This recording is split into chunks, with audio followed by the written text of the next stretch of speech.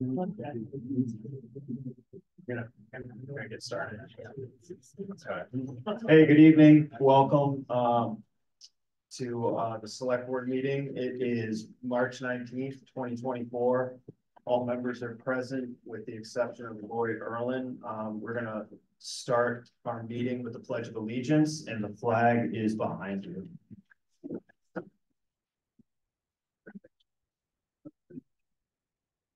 I pledge allegiance to the flag of the United States of America and to the republic for which it stands, one nation, under God, indivisible, with liberty and justice for all.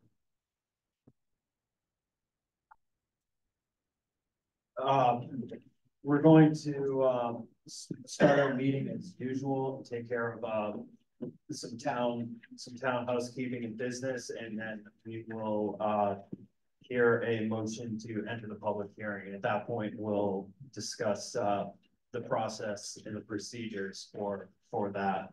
But as it stands right now, we have a motion to consider the select board meeting minutes. Move we approve the select board meeting minutes from March 5th, 2024. Second. Any discussion? All in favor? Warrants.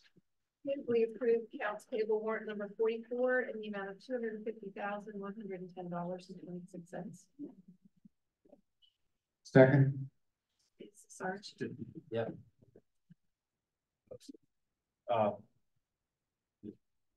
Do we have a second? Second. Discussion. All in favor? Could you explain what that's for, please? Bryce. The biggest portion of that, 215,846, is to RSU 38. I'm sorry, did you make a motion for the second one? No, okay. We haven't voted on it. We need all of them. Yeah. Oh, so move we approve. Is that what you want? I think we vote for the second one. Okay. Okay. So move we approve payroll warrant number 45 in the amount of $8,659.37. Second. Discussion. All in favor? Did you vote for the first one? I voted 3 times. Yeah. Okay. I thought it did too. Okay. Now it's time in our meeting for the public hearing. We have a motion to open this public hearing. Move we enter the public hearing. Second. Okay, any discussion? All in favor? Okay, welcome everyone. It looks like we have a really nice turnout. I just wanted to set up, can everybody hear? Okay, hear this? Okay, good. We get nods.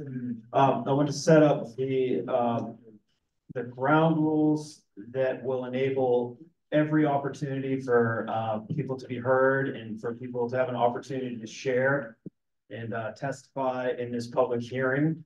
We're in a public hearing tonight. It is a citizens initiated ordinance. There is a vote for this ordinance, and that is on April 16th, which is Tuesday, and it is at the elementary school. It's April vacation week, and the polls are open from 8 a.m. to 8 p.m.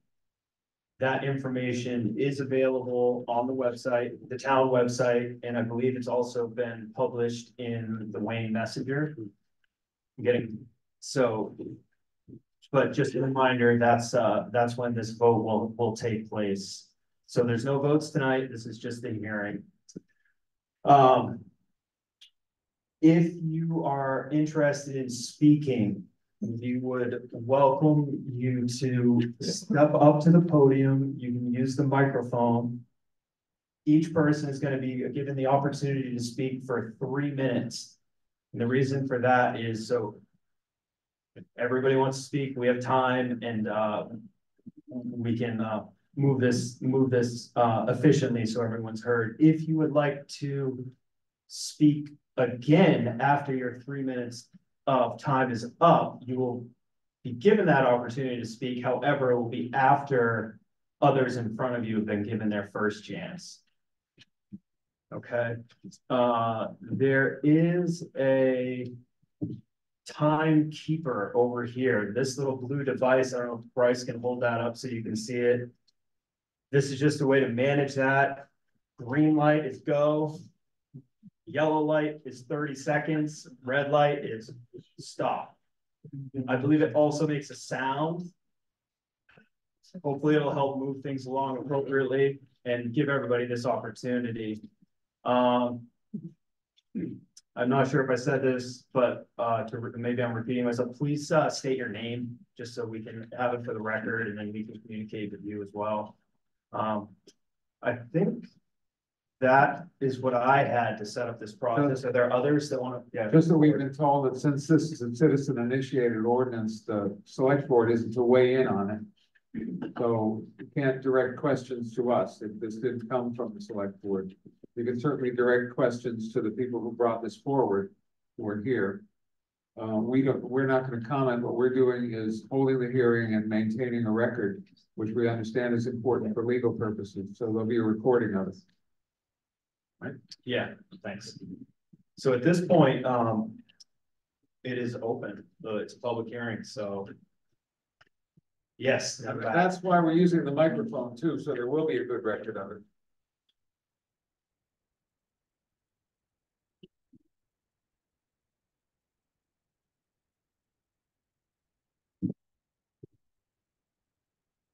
Green? Okay. My name is John Yendra, and I live, I live 17 Blodgett Road. And the reason I'm speaking out in favor of the moratorium is because the ordinance that we have for campgrounds is severely behind the times. It was made quite a while ago, I think, and some of the, well, much of the language in the ordinance itself needs to be updated. Now, when I was a kid, I'm going to go there in a few weeks. I've never been there for like 40 years, but I'm going to Frenchman Street Creek State Park in Pennsylvania for a couple of days on my trip south. And my family used to go there in a tent, and we used to spend a long weekend usually because my father was always working. But you know, that was the idea of camping back when I was a young kid. You went to a campground, you had a tent, you had a trailer, and you were there for a little while and you left. So I'm sure people will speak to other things, but the part of the ordinance that I find to be not that completely vague, but is the ordinance about what is actually an RV. In the proposal, Beaverbrook suggests that they want to put in 72 park model RVs. A park model RV is basically a mobile home, and they're going to bring these onto the park and hook them up permanently, although they can be disconnected. And so it seems to me that this is creating more like a 72 unit seasonal mobile home park than it is actually a camper. And so I think that this is just one of many areas I think that we need to consider, and we need a moratorium to sit down and think through it carefully so that we can manage that in a better way. These park model RVs have air conditioning. They have a kitchen and a bathroom, and they'll be hooked up to the sewer line, which I'm assuming Beaverbrook is going to try to upgrade that so that it could handle all this stuff. And it'll also be hooked up to the water line. Hopefully they'll be able to use it once the E. coli clears up. But in essence, I just think that it's not really in the spirit of a campground as we considered it in 1972, I think, was when the original campground was given permission to operate. Thank you very much. Thank you. And I should have mentioned also, we do have, I believe, a pretty well-attended Zoom audience, There's so 40 right now. so there's 40. So I'm going to, you may see me go over here to see in order, they're gonna be raising their hand virtually to speak as well. So I'll be bouncing back and forth. If I roam around back there for a moment, I'm not trying to be rude, I'm just trying to find an extension cord to plug in my recorder, as the batteries are on. Forgive me. Okay, so floor is open. Yes.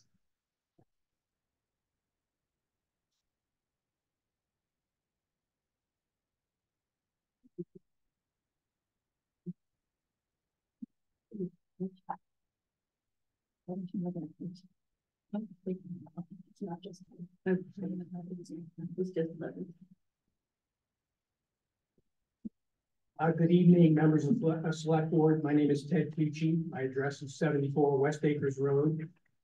I'm speaking tonight in my role as Vice President of Androscoggin Lake Association. ALEC's mission is to preserve and protect the water quality, the natural beauty, and the wildlife on Androscoggin Lake. Let me start out by saying that emphatically, on behalf of our more than 125 members, we strongly support passage of the development moratorium for campgrounds and RV parks at Wayne.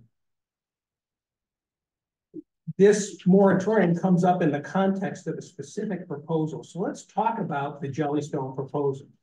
And I can tell you, as a matter of fact, if Jellystone gets what it wants in its master plan, the end result will be that you're going to have in Wayne a commercial development with nearly 400 residential sites that can accommodate 4,000 to 5,000 people a day on 2,000 feet of Androscoggin Lake shoreline.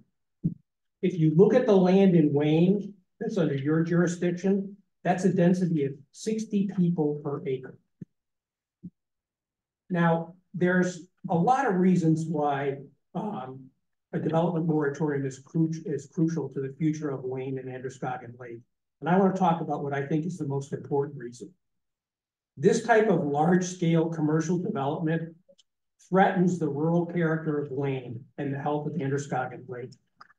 So let's start with talking about Wayne.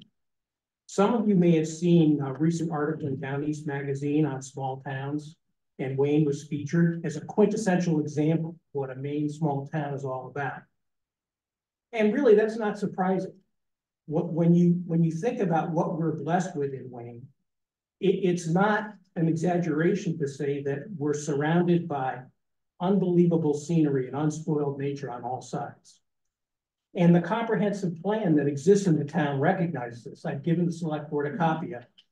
The idea behind the comprehensive plan is that it expresses the community's values about what your land use priorities are and what you want your town to look like. So let's talk about what the vision statement of the Wayne revised comprehensive plan says. In the future, Wayne will still be a small town that most people live in because of its natural and social environments. And it goes on to say, there will be undeveloped areas consisting of large tracts of open space that help maintain water quality, scenic views, wildlife habitats, and other related assets that residents enjoy.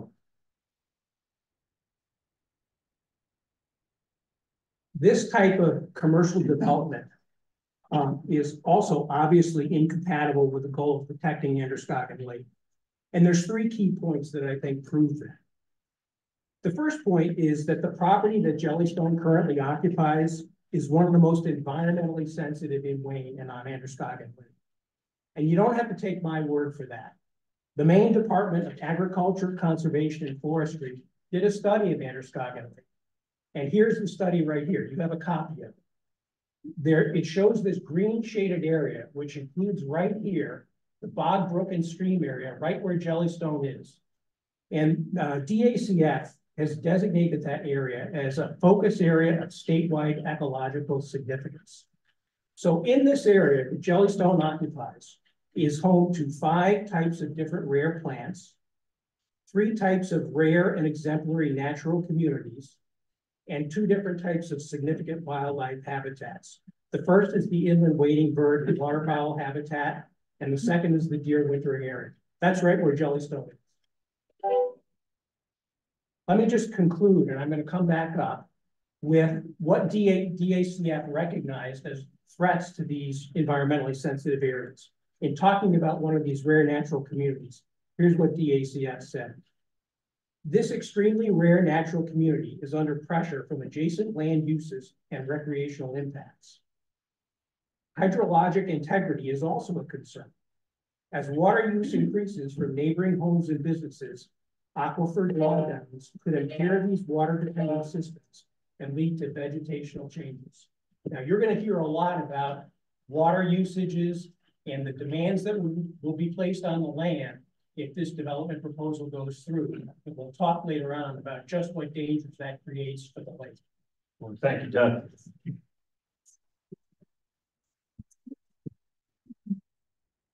How we, anybody online? I have questions, but it's. Okay.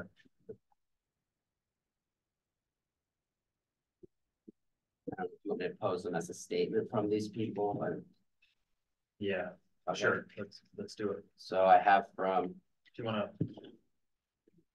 Sure, why not? I'll just talk loud, that's fine. From Hannah Bird, I have, if we are seasonal residents, are we allowed to vote? Also, are we able to vote remotely?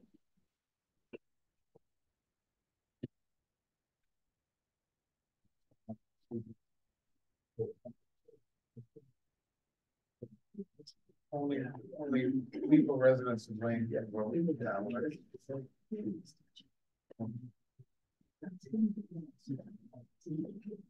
Did people hear the question or the statement?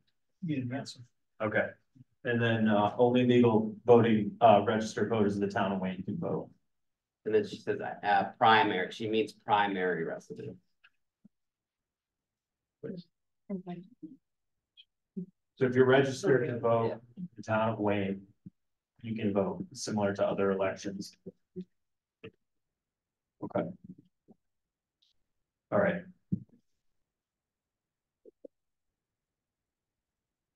Well, floor is open. Yeah, Yeah. and I have a couple more.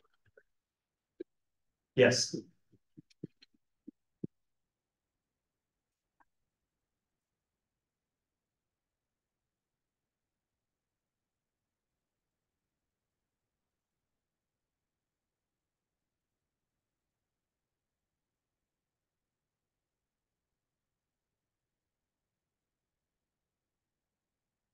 My name is Adam Prince, 90 Norris Road, Wayne, Maine. I moved to Wayne in 1986, attended Marana Cook High School. My parents are Paul and Pam Chena, who some of you may know. And my wife and I are now homeowners near Lake Androscoggin. I wanted to make it very clear for the select board and any attending planning board members that my wife and I, as well as my parents, stand in opposition to the campground expansion and in support of the proposed campground development moratorium ordinance. We do not believe the expansion should be allowed on a zoning basis, environmental basis, neighbors quiet enjoyment basis, nor town plan basis. Just a sample of the issues include campground use is not allowed in R2 zone. It's already non-conforming. Yes, it's grandfathered, but that doesn't mean that allowing the campground to double in size is okay. No expansion should be allowed. Land use intensity matters. Let's remember that the land use in R2 is 1 house per 2 acres minimum. Either 1 year-round house or 1 seasonal house, meaning 1 seasonal house on 87,000 square feet of land minimum, not the 5,000 square feet per seasonal house they have planned. For those of you without a calculator handy, that's 17 times the density. Expansion currently hurts the lake. With algae blooms, nitrogen loads, phosphorus runoff, we all know the lake is under significant stress already. The state requirements for septic and wells are minimum legal requirements, minimum.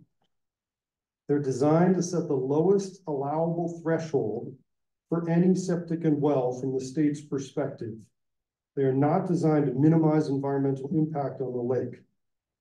Don't you think that for a new housing development of nearly 100 units right next to a lake, a higher standard should be required by the town? Not that such a development should be allowed in the first place, nor are other issues like runoff being addressed. And finally, quiet enjoyment is the right to inhabit real estate without disturbance or interference from others. All the neighbors in the area have this same right.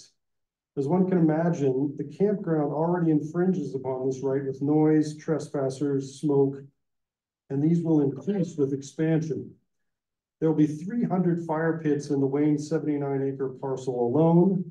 In summer, we like to keep our windows open without breathing smoke. This past summer, I was also able to hear campground concert music, including individual song lyrics at my house half a mile away. I thought the noise might have been some nearby neighbor with music at top volume, only to find out that it was a distant campground. Really. In summary, we hope the town is thinking long-term about the repercussions. We've got 2 sentences left. We hope the town is thinking about long-term about repercussions related to effectively doubling the park size. Given that the number of Wayne occupants will approach 5 times the number of households of Wayne, and is likely to remain this way for generations to come, this is a defining moment. We urge you to vote for the moratorium against the project as a whole. This is not in alignment with long-term goals of the town. Thank you.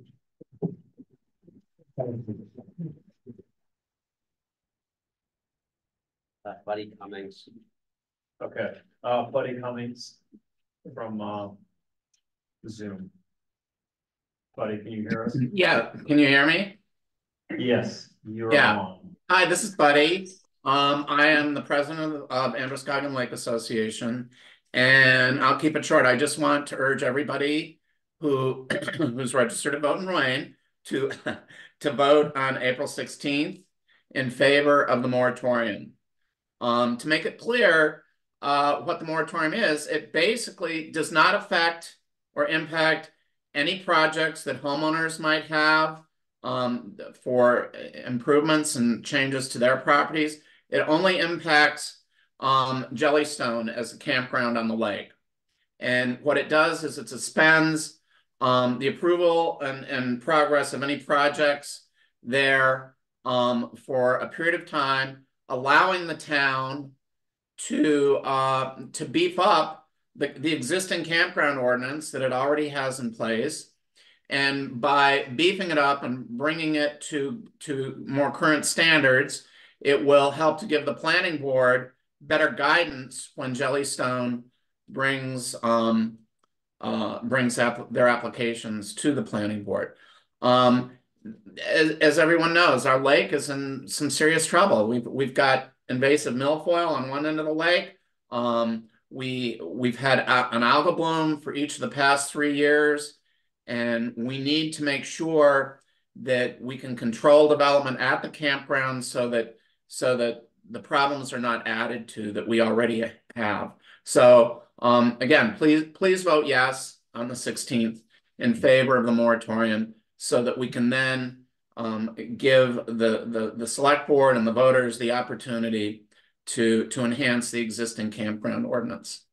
That's it. Thank you, Buddy. I should also mention that absentee ballots are currently available at the town office. Online. Janet Bernhardt. Janet, you are on. Okay, hi. Janet Bernhardt from 46 Westacre Road. Very long time resident, well, seasonal resident of the town. My grandfather developed the property we're on, passed to my father, passed to us. We're hoping to pass the same kind of property to our son. I have 2 really big concerns. They've both been expressed already, but one is an environmental concern. Where's all the water going to come from that's going to fill all these swimming pools, splash pads, all the cabins or temporary structures, supposedly temporary, that are going to be there? What's that going to do to the aquifer? All the overflow, if we have big rainstorms, the stuff, it's so close to the shoreland. Some of it's like bordering the shoreland. All it takes is just a little bit of overflow of the wrong stuff to cause troubles. And I don't think that the environmental studies have taken place that should. The plan that's been submitted, I've attended several of the planning board meetings, and the plans have gone from something very large, then it went way back to very small. Now it's way large again. And I think, you know, the Jellystone, I mean, we all know what they want to do, but I think it's a disaster for the community. And in these planning board meetings, what I notice is a lot of discrepancies between how people were quoting or citing ordinances and zoning. So it's very clear that there is confusion about that. And I don't envy the planning board at all. And I think anything that can be done to help them do their job better should be encouraged. And so I think the moratorium, in order to give them the time to really look at things, and as Buddy said, hopefully make them more clear, strengthen them, I think would be welcome. So I support the moratorium, and I thank you very much. Thank you. Yes, yes.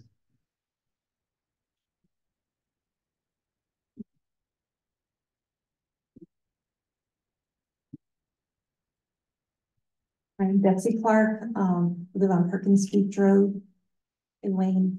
And I know a few things are mentioned, like Buddy made sure to mention that this moratorium is so that we can take a pause. The town can take a pause and we can look at specifically the campground ordinance. Actually, it's the mobile home park, recreational vehicle park, and campground ordinance that needs to be updated. It's severely out of date. It's lacking the substance that we need.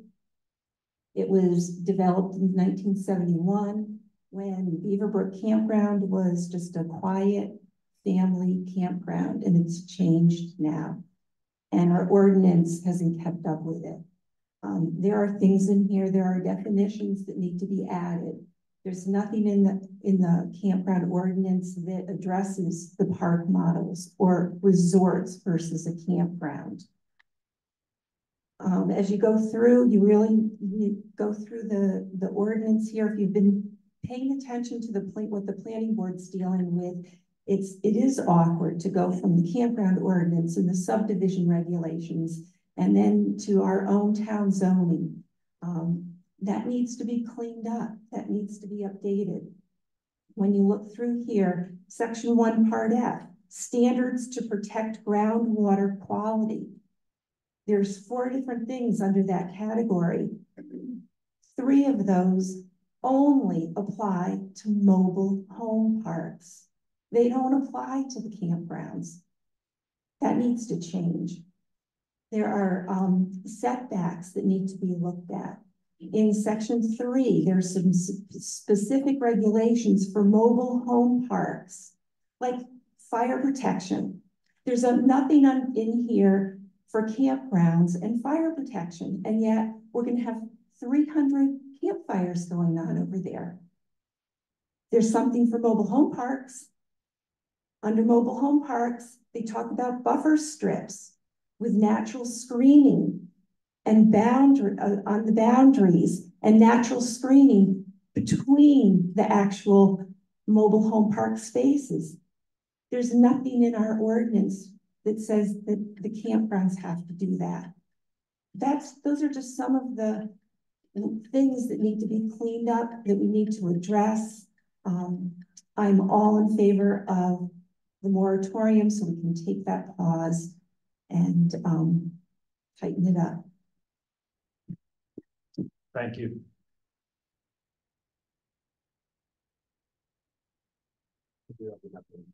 Okay, online. A. Murphy. Yes, Hey, Murphy. hi, I'm Andy Murphy. I'm here with my wife, Geraldine Vanderhoff. We've owned a house, 23 Old Winthrop Road on the lake since 2010. We live in Massachusetts, unfortunately, so we can't vote for the moratorium, but we could. But we were just wondering, is there anyone from Jellystone there who can defend themselves and explain what benefit it is to Wayne to build this type of campground?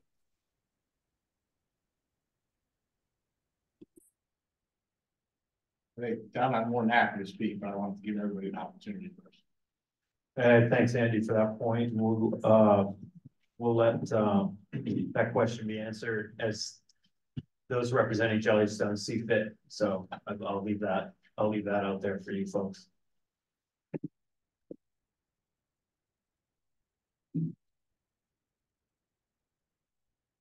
So my name's Adam Ostrowski. I'm with Northgate.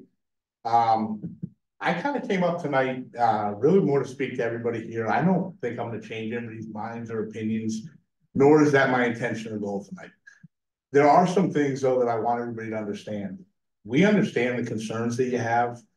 I personally feel very strongly, which is why I came up tonight, was here last week at the other meeting and listened to a lot of what, was said by the people who are part of the community. We're a part of the community as well. For the last 3 years now, we have the same concerns about the lake and are trying to put things in place to make it better.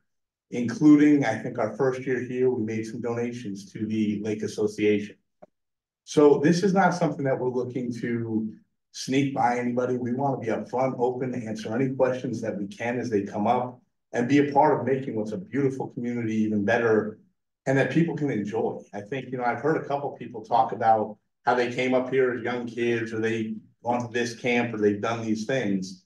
That's what we're looking to do, is we want to expand this campground, is give more people an opportunity to enjoy this environment, enjoy the lake and the surroundings in the area. So I think to answer the question that came from online, we want to help upgrade the water systems in the park. We want to upgrade the wells. We want to do things that we can only do as we start to expand to make it a better place for people to come and enjoy, with having a minimal impact, if no impact, on what's already going on. Did that answer any questions, or? Can I still talk? Okay. Can you rebut? Can I sorry, this is Andy Murphy again. Can I talk or no? No, I'm going to make sure Okay, that that's we fine. get in the order of hands, and if you want, we can come back to you, Andy. All right. Thank you.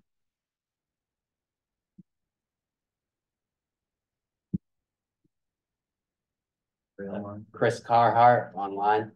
Chris, you're on. Yeah, thank you. My family, like a lot of people, have been seasonal residents for a long time. We're at 19 Lake Street by the yacht club. We go back, my family started the yacht club, and in fact we I think go back to like 1820 or something. So we have a lot of history there, like a lot of people do, but I just wanted to clarify that we're not year-round residents. I do appreciate that perspective that we just heard, because I too was wondering, about the benefits of this. And I will admit that being a resident of the very, very southern tip of the lake, I am, I'm aware of that campground's existence, but certainly I've never been there. Don't know much about it. And I wondered, I do see the environmental concerns as my family becomes involved in the Lake Association and becomes aware of the environmental issues occurring in the lake right now. And I'm wondering, have there been environmental concerns as a result of the existing campground there in the past that would be exacerbated by an expansion? And I understand that question might be answered later, but I share a lot of the concerns that everybody does. I do appreciate that they are a part of the community too. I don't know much about it, as I said, but would love to hear more. Thanks. Thank you.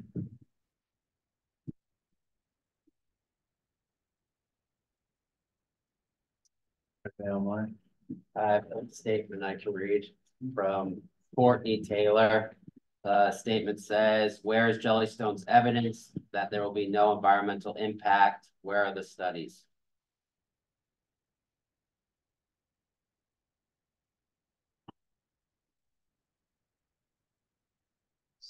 seeing, I have Andy Murphy again. yeah, so I've seen no new hands at this point. Both online and here, we Oh. can, this will be an opportunity for, if you've already spoken, or if you've already come up, you can come up again, so. Yeah. What do you do? Go down to chat? I think you're calling my name. This is Andy Murphy. We'll get to you next. Okay, that's fine. So thank you. Before I get back to the environmental sensitivity of the area that we're talking about here in terms of the development, let me say I appreciate hearing from the representative from Jellystone about your desire to improve the park. My question to you is, are you willing to improve the septic systems? Are you willing to improve the roads? Are you willing to add stormwater runoff right now? We'd welcome that. We think that would be great. Or are you only going to do it if you get to double the size of the park? Maybe you can come back and answer that question. So let's get back to some of the environmental sensitivities about this area we're talking about. We talked about the Wayne Comprehensive Plan. Our neighbors in Monmouth recognize the same issue. In their comprehensive plan, here's what they had to say about the Bogbrook area. Perhaps highest on the state's list of natural areas in Monmouth is the stream wetland complex surrounding Bogbrook and extending into Leeds. This 900-acre peatland is considered a classic example of unpatterned fenned ecosystem. I had to look that up. It's pretty rare. With high-value fisheries and waterfowl habitat. And here's the kicker, quote, this habitat block, unbroken by roads and development, is also critical to the water quality of Androscoggin Lake. So let's talk about the second point as to why a moratorium ordinance is crucial to the future of Androscoggin. Our state's experts have already identified Androscoggin Lake as being at risk. Maine DEP, as I'm sure you all know, does water quality summary studies of lakes in Maine. The water quality summary that Maine DEP has published for Androscoggin Lake has this conclusion. Androscoggin Lake suffered its first significant algal bloom in 1999. Although the abnormally warm and dry conditions, of course that was back then, now that's the new normal, may have contributed to this, quote, the lake water quality is considered at high risk for further decline. DEP also publishes something that's called the NPS Priority Watersheds List. And that stands for non-point source priority watershed list, non-point source pollution. That's basically just a fancy way of saying phosphorus runoff that causes algae blooms in the lake. And unfortunately, Androscoggin is on that list. And we're on the priority list reasoning for why Androscoggin appears on the watch list is because of the sensitive sediment chemistry of the lake. So here's what DEP says constitutes a threatened lake. It's lakes having recent or long-term significant negative trend in water clarity, lakes determined as being sensitive to additional phosphorus inputs, and lakes having a recent increased threat to watershed by development or agriculture. That's three. Okay. When I come back again, we'll talk about what DACF has talked about as lakes in Maine that are threatened by development. Thank you. We had, do we have Andy Murphy? We do, yeah. Okay, Andy, you're on. Okay, thank you. I just want to echo what the gentleman who just finished speaking said. The gentleman from Jellystone talked about how they wanted to do all these things. But they're a big corporation with more than 70 locations around the country. Wanting to do something is different from actually doing something, especially if you're a big corporation. So I was wondering if you could address that. Are you actually going to make the improvements you talk about, or do you just want to do it? Because that's just writing checks you never intend on cashing.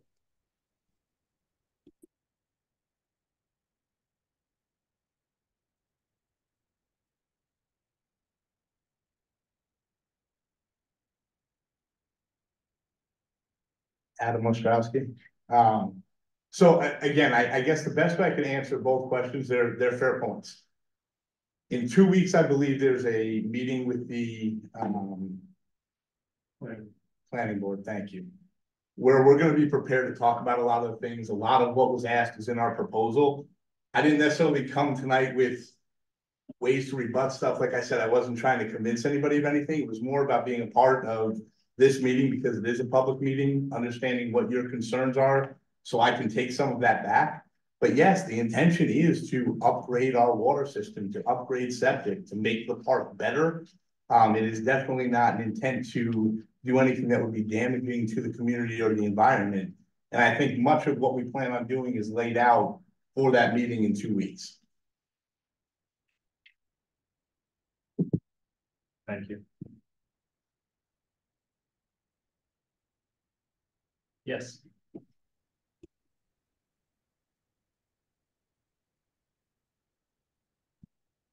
My name is Lynette Stiniford and I live on Ledbetter Road, Wayne.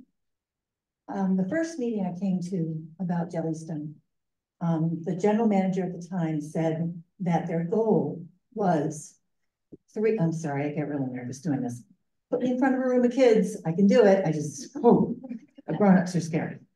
3,000 to 5,000 people on a busy weekend. That's what we were told at that first meeting. And you could have just the gasp in the audience was audible.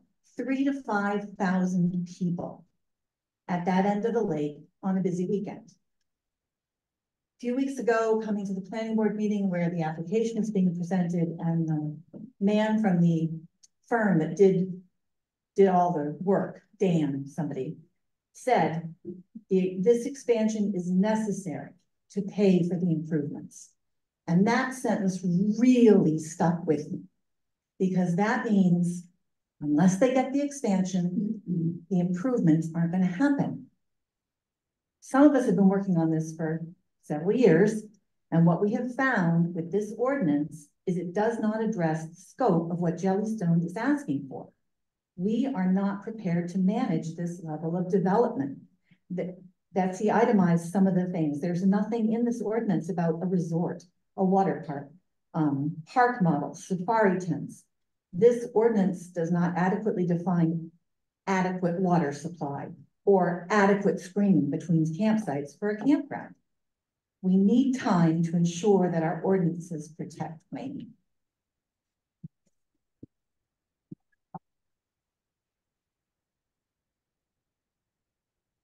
Here. Oh, here we'll go audience then on Zoom.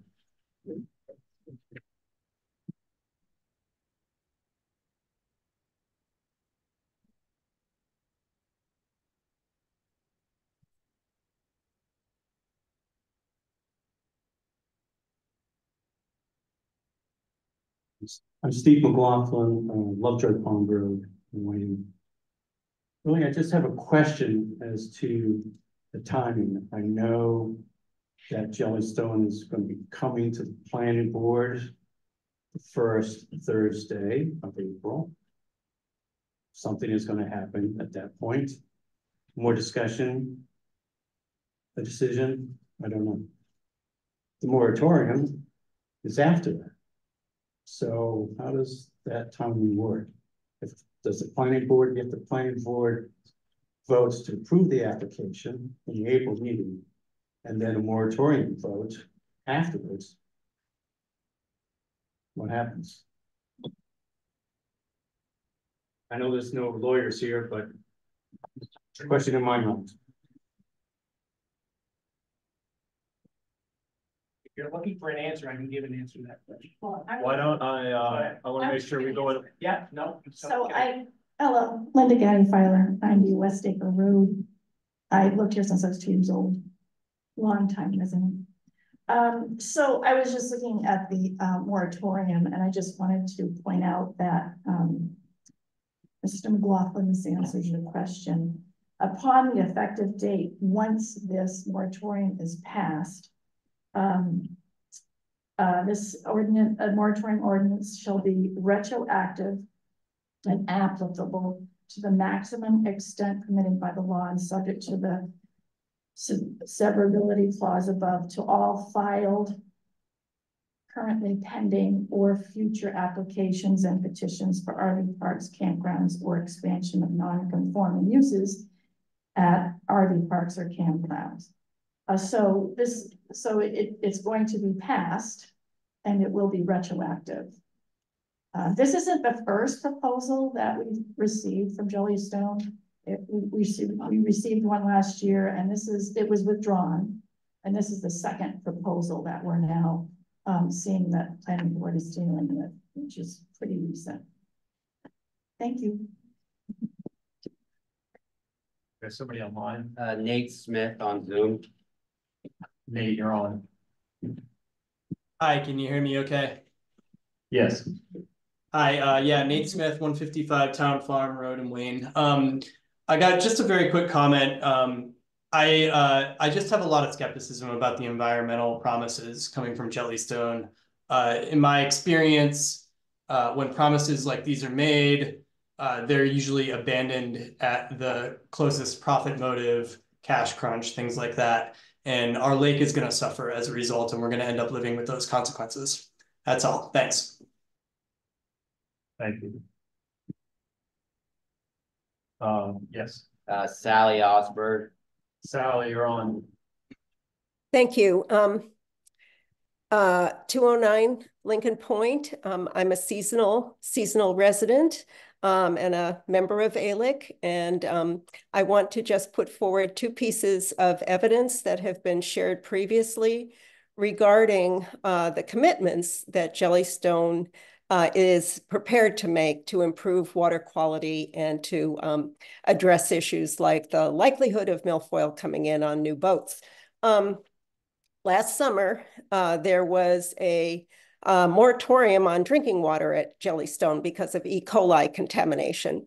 It went on for some time, this ordinance that didn't allow people using Jellystone to drink the water because of contamination. So if during a summer season with a relatively low population using the facilities, we already have evidence of E. coli contamination in the water system, what does that mean for the expansion that's being discussed? The second piece of evidence, Buddy Cummings shared at the last public hearing, and that was that Jellystone had made a commitment to train people in voluntary boat inspections, but as we all know, that's only as good as the rigor that's applied and the data that's submitted. And Jellystone did not follow through in submitting any data. So there we have evidence of intentions that may be honorable, but that were not made. Thank you. Just gonna make sure we've got any first time. Okay, yes.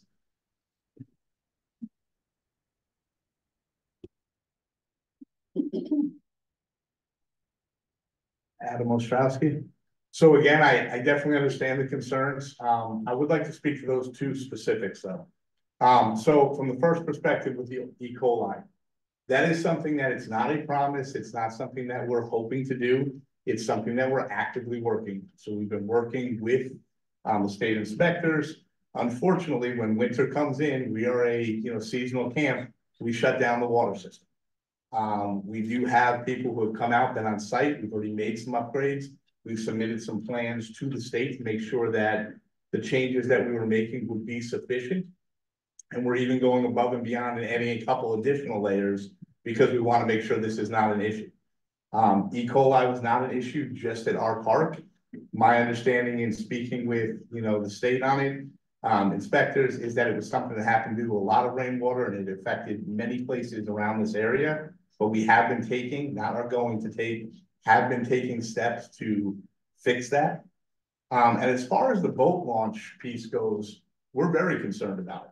One of the things that we've already discussed is last season, because we were having trouble getting that data in like we committed to, we didn't let many people launch their boats from our boat launch. We directed everybody to the Wayne boat launch because we thought they were more equipped to make sure that they were doing the checks, because we were having some problems with the, I guess, application to submit the information. And that's something that we had already talked about for this year, is unless we have that to a point where we're comfortable that every boat going in there, we're gonna be able to inspect it and then get that information in, we're gonna direct people to the Wayne boat launch to make sure that nothing slips through the cracks.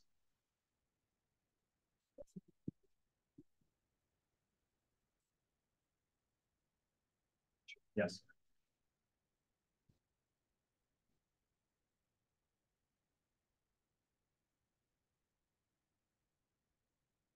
Betsy Clark, Perkins Beach Road. And I think we need to make sure that we're focusing on the fact that this moratorium isn't just targeting Jellystone. It is so that the town can stop and update the campground ordinances. It's not, Jellystone is not the only campground in town.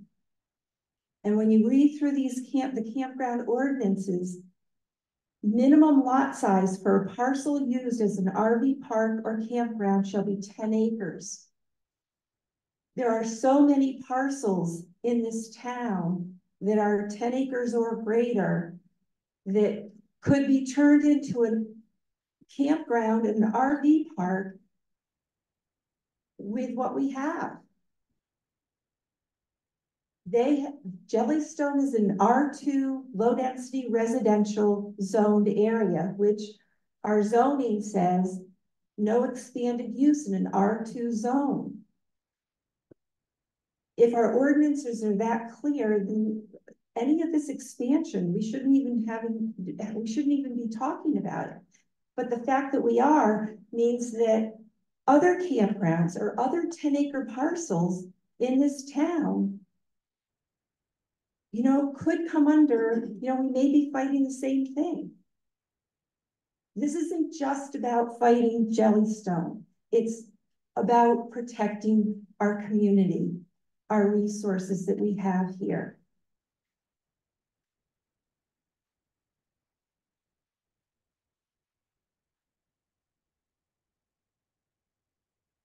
Chris Carhart again. Chris, you're on. Yeah, thanks again. 19 Lake Street once again.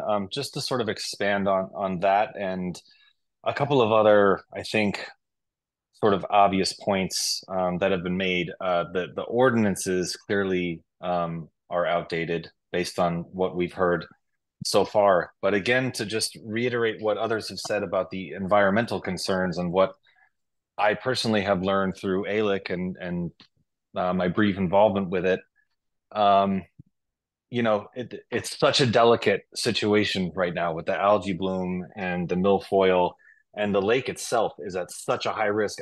I don't even know if it makes sense to approve a tiny cabin on someone's property right now, let alone an expansion of this size. So again, like that previous speaker said, I think we could be years away from it even making sense to be even having this conversation. So, and someone else had mentioned before, the moratorium could be an opportunity to just take a pause, take a look at the ordinances. And in that time, hopefully what we can do is get the algae bloom and the milfoil issue under control, because, and it not to be dramatic, but if those issues start to get worse, it's game over for all of us, and we can't have that. So I do appreciate that Jellystone has been operating there for some time. I can understand why a large company would want to expand. That's generally what they do. But I just don't think, I'm not even sure it could even make sense to be doing this in any time soon. And I'm talking years. Thank you.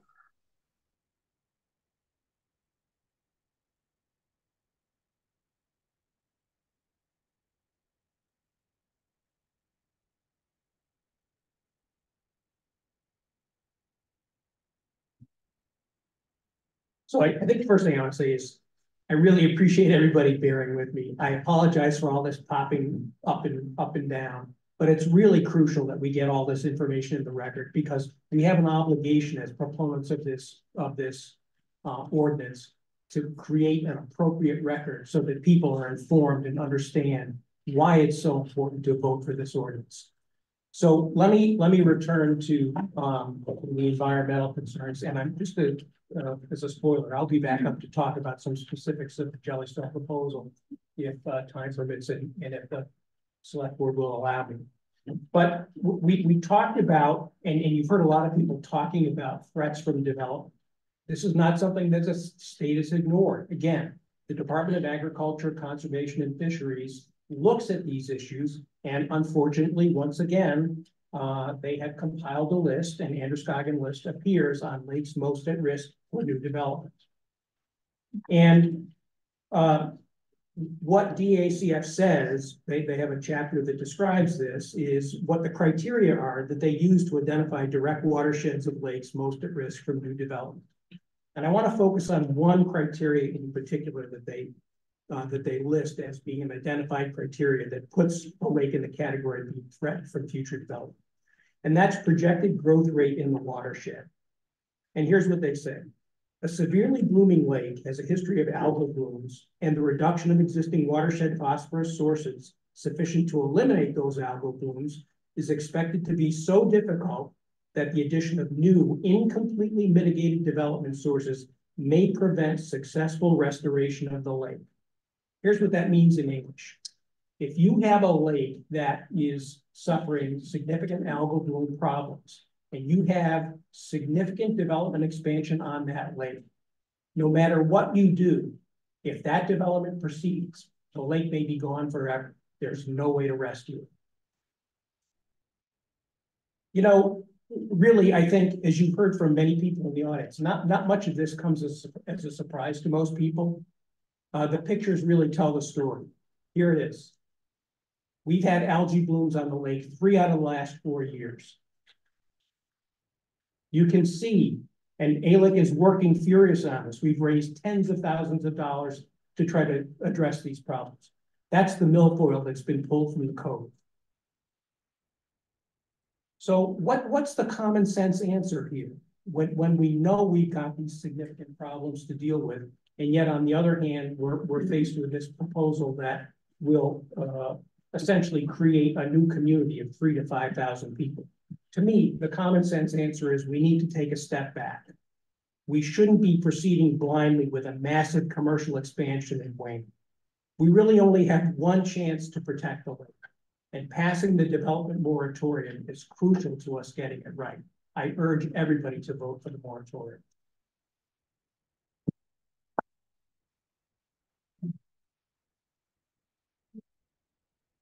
I have a statement to be read from Manuel Rocha. The representative from Jellystone has just stated that he's not ready to address our concerns presently. However, all other speakers at this meeting seemed adequately prepared to express their concern. It's puzzling why the Jellystone representative attended without preparation. We need concrete evidence and detailed environmental protection plan, not just a vague commitment to make some contribution to ALEC. We require specifics now. Can you repeat the name? Manuel, M-A-N-U-E-L, Rocha, R-O-C-H-A. Thanks.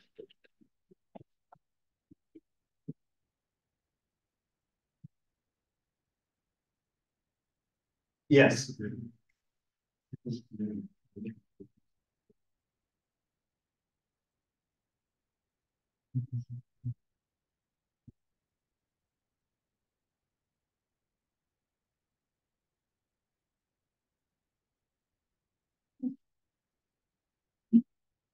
Hi, I'm from Sheena.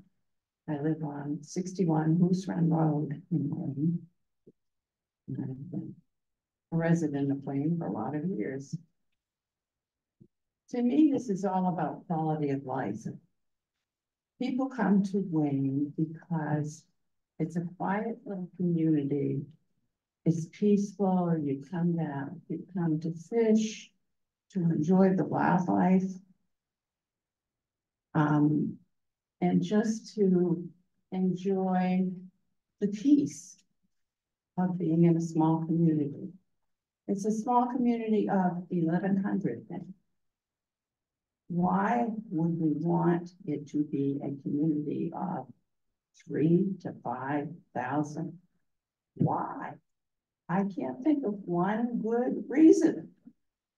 I'm sorry, but it's already a non-conforming use of that land. Why would we increase it by 3 to 5 times? It's nuts to even think about this. That's my personal opinion, by the way. So I think we should vote for the moratorium and against the extension.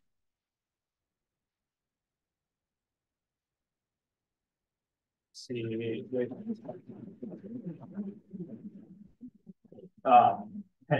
right? Yes.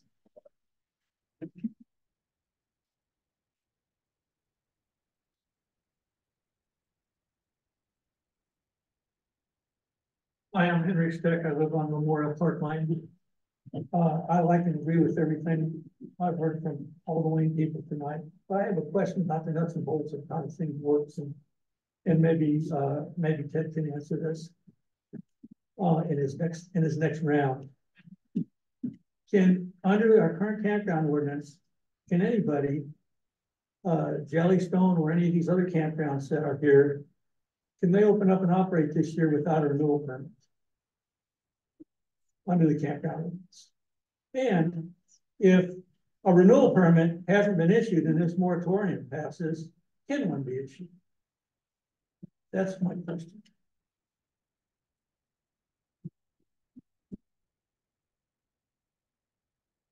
Online? Yep. Yes. I have 2 statements that have been asked to be read for public comment. Courtney Taylor, it sounds like the lake is at a tipping point. Once we tip, I don't see how we can go back. We need to do everything we can to protect the lake. And then Hannah Burr, statement for public comment. How does the voting work? Is it based on the amount of Wayne residents who vote a certain way, or will it be like the 2016 election? So, okay, thanks. Yeah.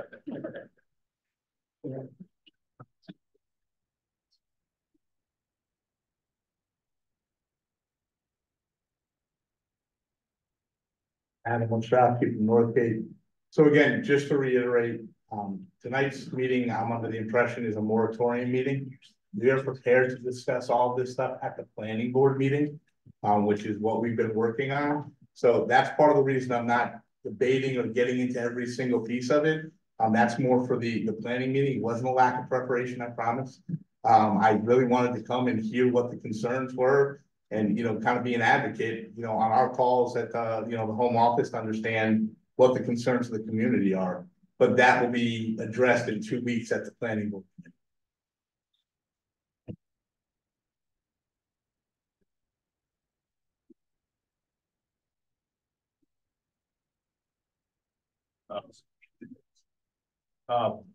Kathy, do you want to answer the question around the voting format and what that is coming up for this?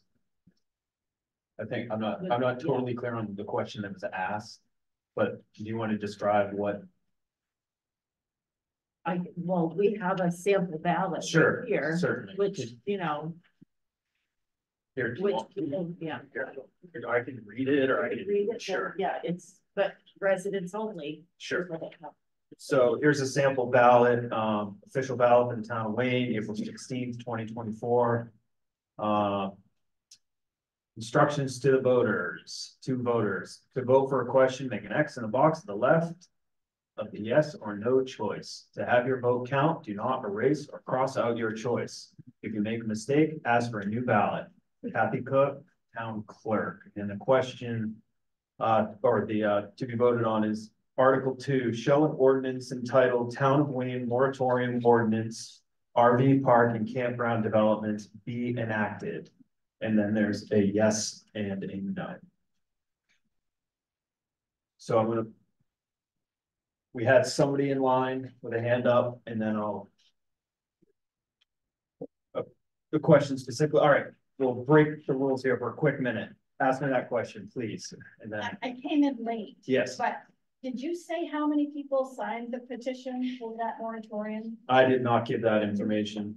I'm not, Could we be provided with that, or is that not? we'll look for that. That might be on our desk. I don't recall it off the top of my head. I'm sure I mean, if it's at the office, we can get it in Yeah. our safe currently. Yeah, I'm gonna stay in format Yeah. and then we'll see if we can respond to those questions. Yes, Buddy Cummings online. Buddy, you're on. Hi, this is just a quick comment for, is it Adam from Jellystone? Just want to let you know that please contact me, because we definitely would like to continue to work with you in areas where we can work together, including it sounds like courtesy boat inspections, because by far the largest part of our Lake Association budget, outside of the special funds that we have for milfoil and for algal blooms, by far the largest part of our budget goes to paying for courtesy boat inspections at the boat launch on 133 in Wayne. And we are limited by the amount of money that we have, basically, in coverage that we have at that boat launch. So we're not covered even 8 hours every day.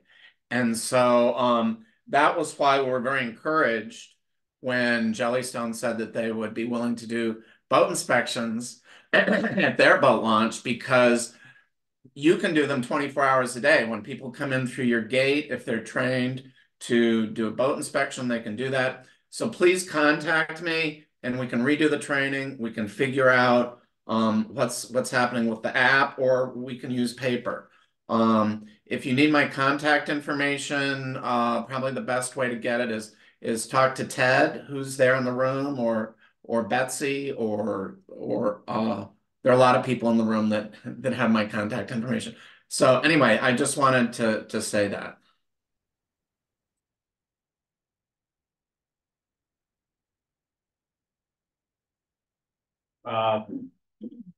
There were 170 valid signatures on that petition. Okay. Everybody online? Yes.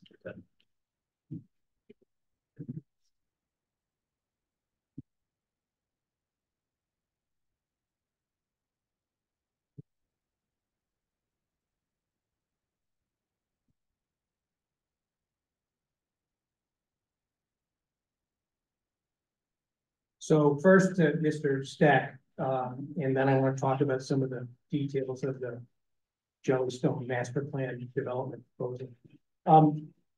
So Henry, you asked about what is the intent and effect of a moratorium ordinance as it's been drafted. Well, I can tell you, there were so many people at the Lake Association and others who were concerned about the potential effect of this proposal on the lake and on Wayne, that private funds were raised to hire the Pierce Atwood law firm from Portland, one of the most prominent law firms in Maine. And they wrote a letter to the select board on March 11, 2024. And I'm happy to share copies of this, which makes that point very clear. And in no way is this ordinance one that prevents existing operations from continuing. Here's what the lawyers for Pierce Atwood said. Thus, the moratorium read in its entirety cannot be reasonably construed to prohibit the town from processing or issuing renewals or permits that relate solely to the existing uses or ongoing operation of RV parks or campgrounds in Wayne. Such an interpretation would require a tortured interpretation of the moratorium that violates the rules of ordinance interpretation. Instead, the moratorium clearly prohibits only the permitting of a new or expanded RV park or campground. So now what I'd like to do is turn to some of the specifics of the Jellystone proposal. And the starting point for that, I think, really needs to be the official zoning map of Wayne, which I've given the select board a copy of. And you can see this is the entire area of Wayne, and the shaded areas show the different zoning classifications. Right down here in the circled area, that's where Jellystone is.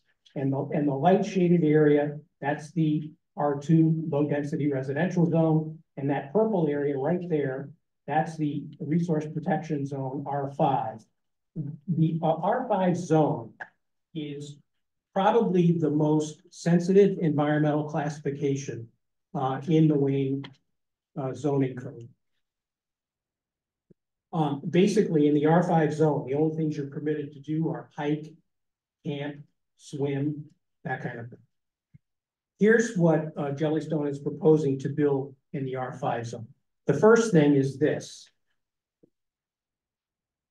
This is called a multi-level play structure. It's 120 feet long, 85 feet wide, and 32 feet tall. The 32 feet tall, I think, violates some existing provision of the zoning code. Underneath that, they want to build a brand new 20,000 square foot splash pad pool, and that's what this looks. This is a picture of what that looks like. So you can see there's this play structure thing there, and then the pool underneath, 20,000 square feet. Now, we don't have any idea. Hit the 3-minute mark. I want to give an opportunity to see if there's any new speakers. Yes. Do we have anybody online? Anybody in the audience? Oh, yeah. Yes. Yep. Thanks.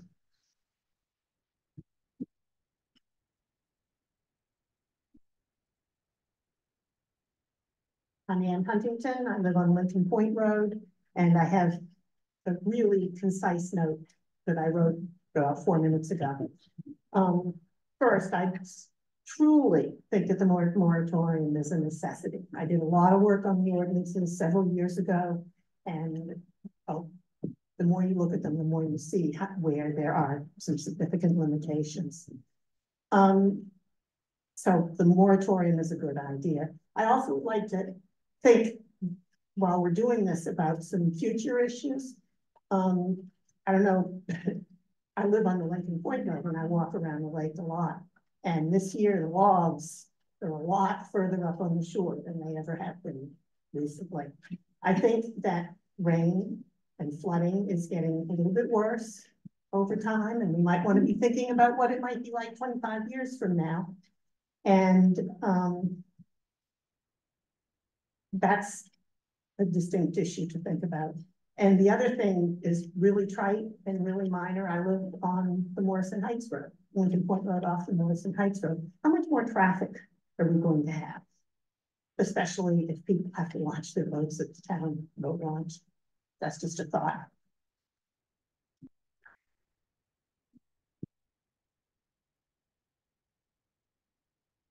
Any new speakers online? Oh. Yes. I'll go after.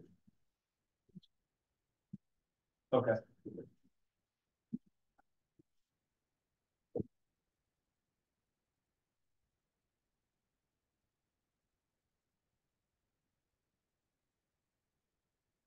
So what's proposed to be built in the resource protection zone is this multi-level play structure that we just reviewed and the brand new pool. Now, we've asked Jellystone repeatedly, how many more people will that draw into the resource protection zone? As opposed to just from the existing pool that's already there. We haven't been able to get an answer. We've asked how much water will be required to be pulled out of the ground to service that pool. We haven't gotten an answer. We've asked what kind of chemicals will be used to treat the water. We've gotten some answer on that, but not a complete answer.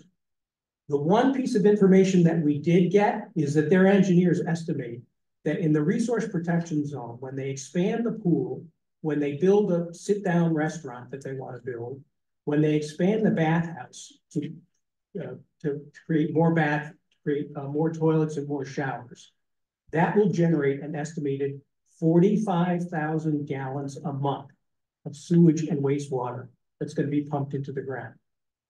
We have no study, we have no evaluation, we have no opinion from Jellystone or anybody about what the potential effect that might be on the surrounding environment of the lake. None. Let's talk about the R2 zone. This is the light residential zone that Betsy talked about. This is where the proposal is to build 92 new campsites. 72 of those will be, as you've heard, park model units. This is what a park model unit looks like. This is what we're told is an RV. No reasonable person would call that an RV.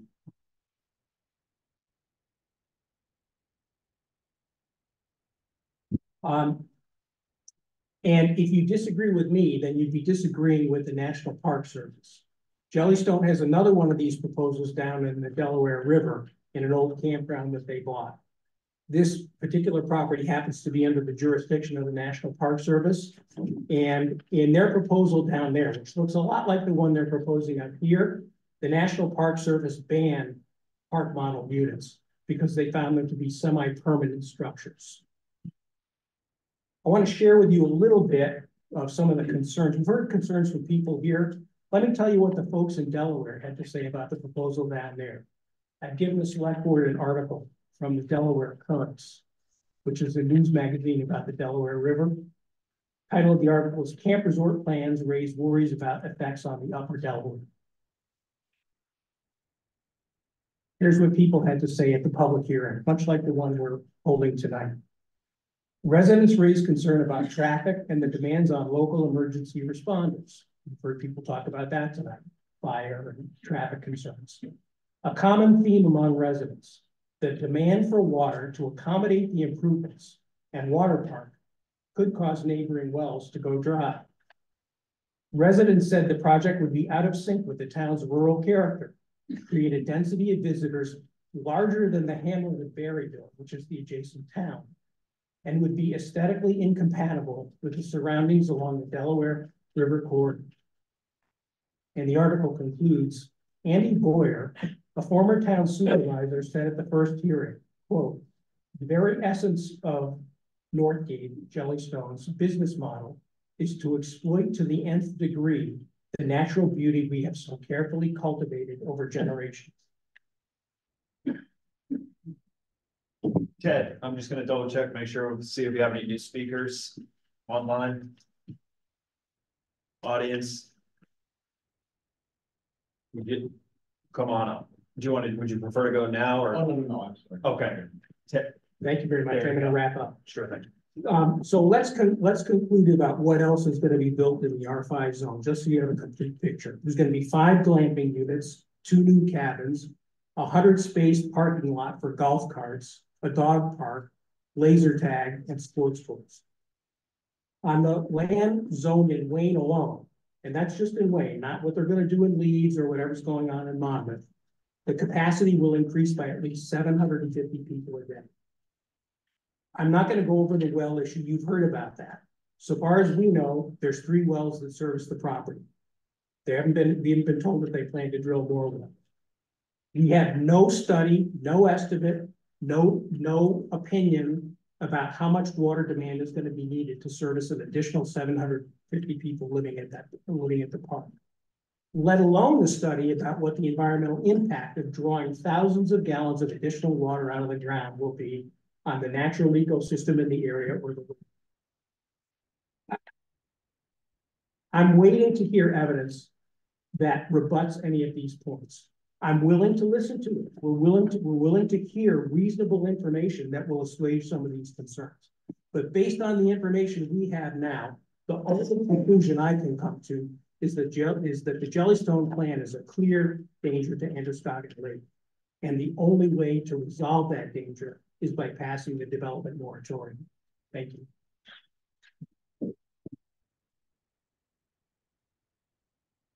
Sure thing.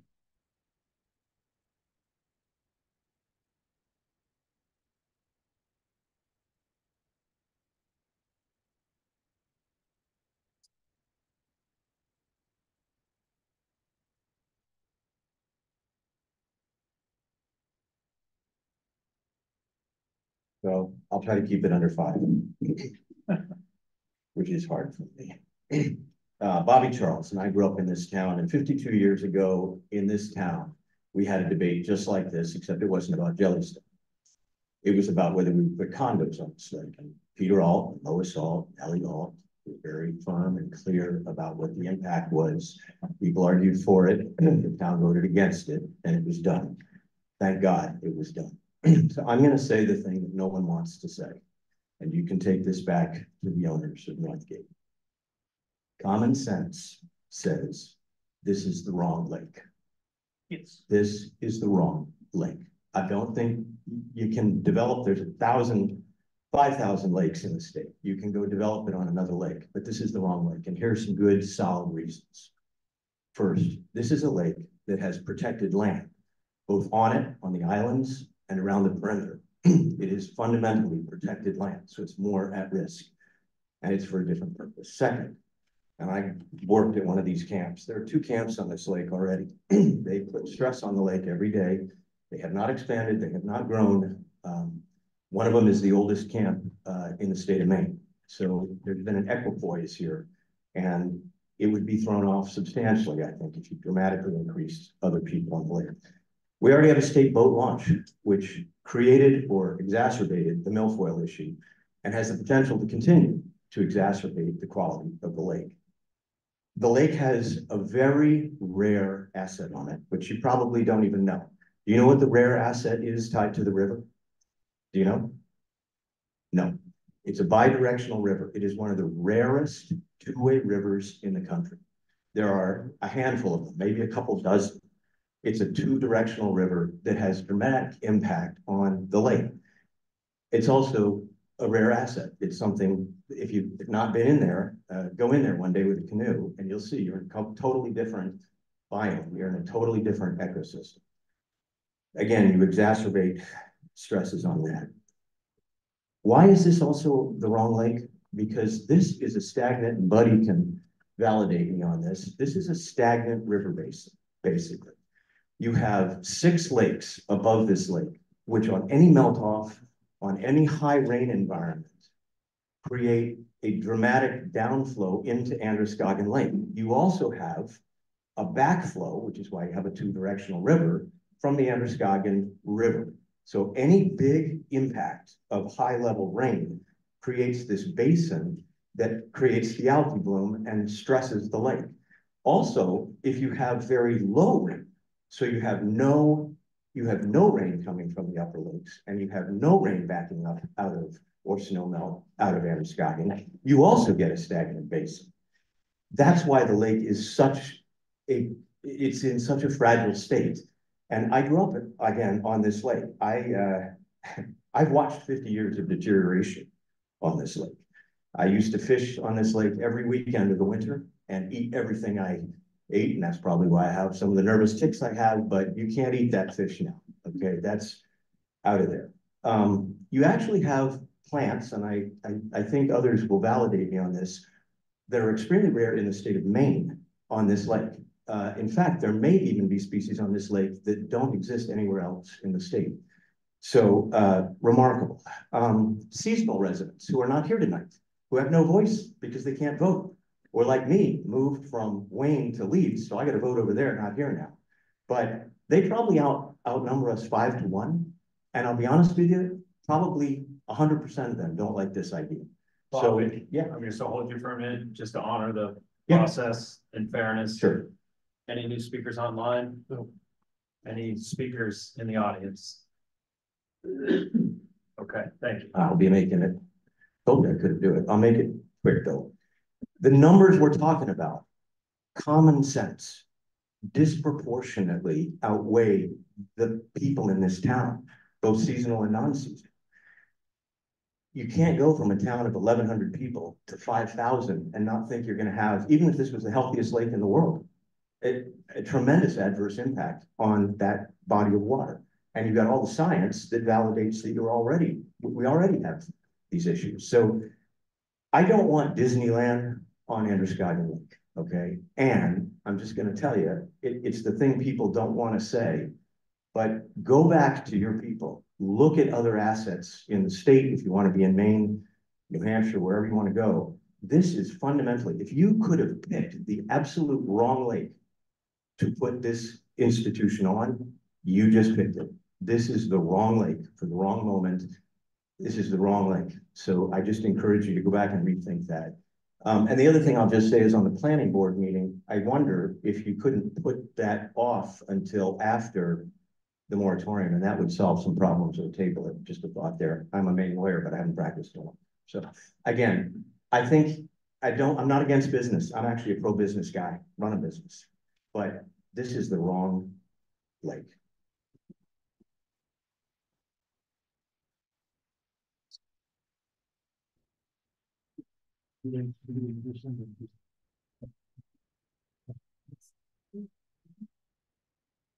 Everybody online.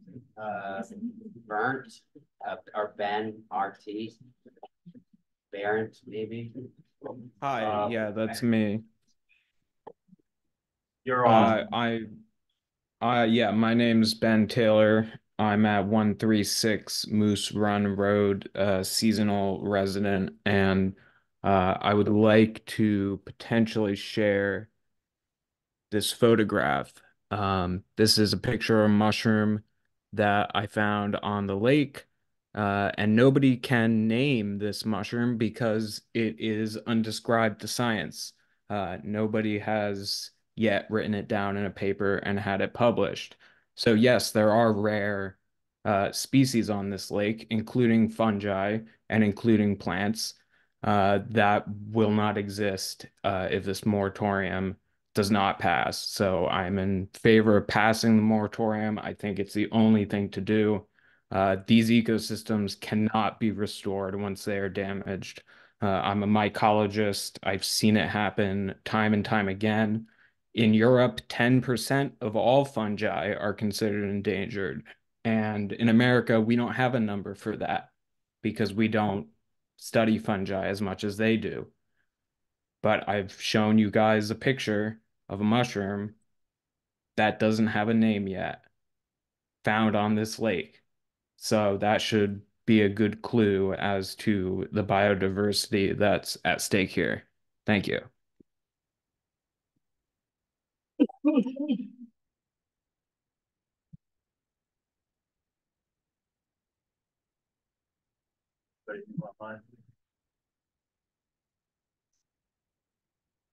Anybody else this evening? Okay. Yes, I do have one. sure. Comment. And this is for everybody in the room. Doug Stevenson is a organizer of the Wayne Presents. It's a series of programs provided by, well, he's in charge of it. I don't know where he is. But Wayne Presents is having a program on April 23rd. And Doug explained to me the real reason for this purpose of it is due to the December flooding of Androscoggin Lake. You'll hear why the lake flooded in December and why it plays a critical role in managing the Androscoggin River downstream, particularly the watershed Lewiston. The reason why our waters were flooded so high, in part, is this basin, the last lake in the chain of lakes. 30 miles, but that's the Snowmobile Club. But we are the last lake. We are the basin that manages, if the water from Androscoggin River during that flood had ended up in Lewiston, it would have done an unbelievable amount of damage to Lewiston, according to Doug. And he told me this is going to be addressed in this upcoming presentation. So I think it would be helpful for all of us to kind of just get knowledge on what exactly that means. So that is April 23rd. It's going to be at 6:30 at the Wayne Community Church. And it will also be live streamed. It's also in Wayne Messenger for residents. Thank you. Linda Gaddy Filer. Over and out.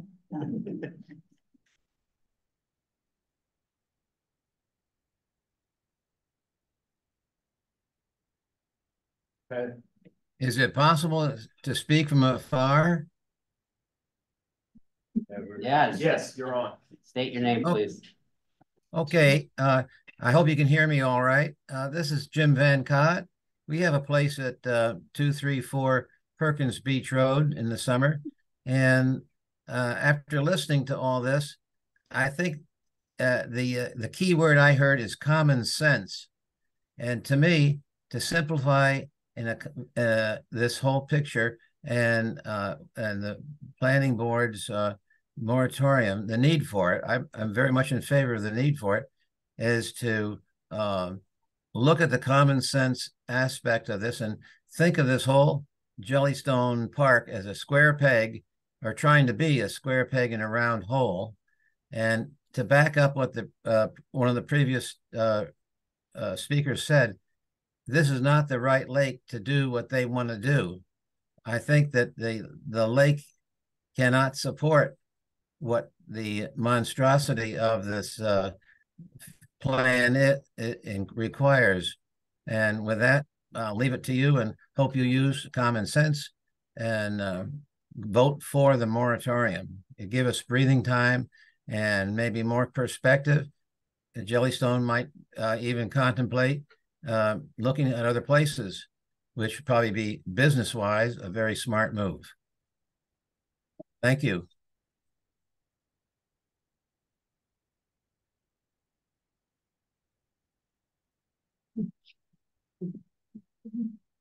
Anybody online, Bruce?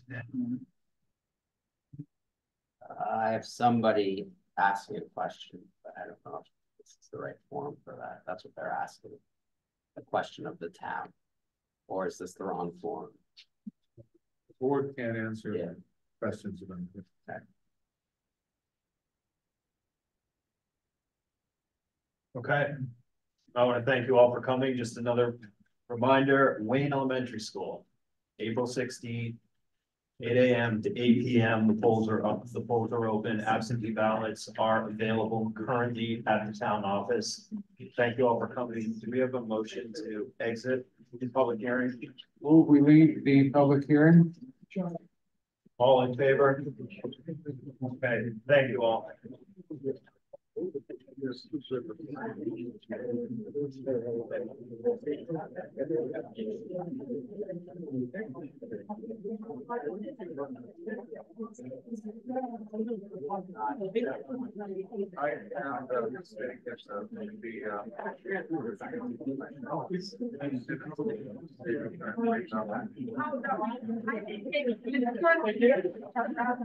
I would like to move one correction to the minutes that we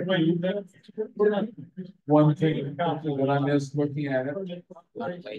Yeah, I guess I'll wait till it's quiet.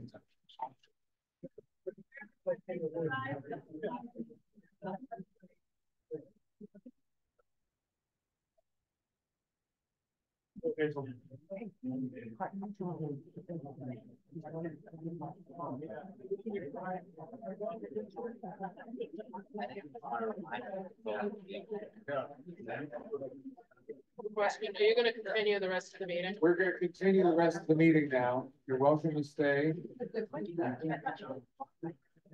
But I would ask people to take conversations outside if it's not part of the meeting, so we continue, please.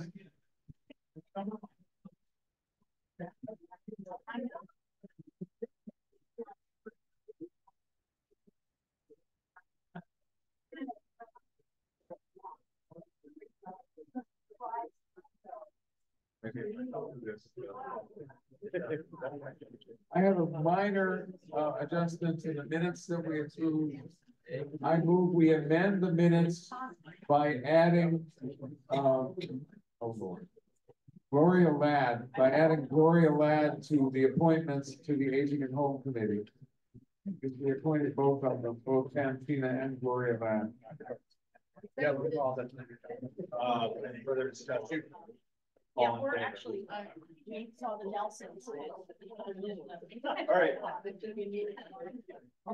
Excuse me, we are going to continue our select board meeting as scheduled. If you have conversations, please take those outside.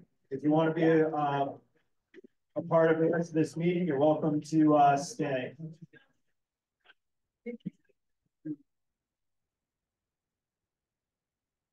All right, old business. We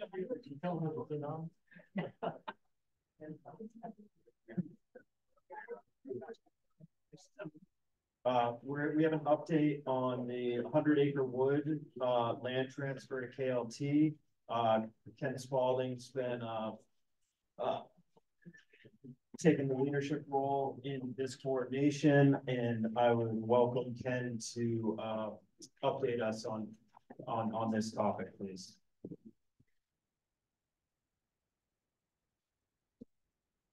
So is this okay? I'm up here. There are two main things. One is the survey that's been done on the property. It's been working on for a number of years now.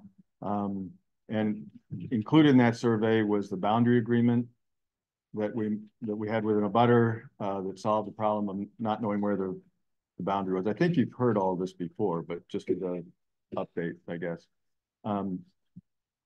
So we had a boundary agreement that actually with very civic-minded abutters who actually allowed us to expand what the surveyor initially thought we would own by about 2.5 acres.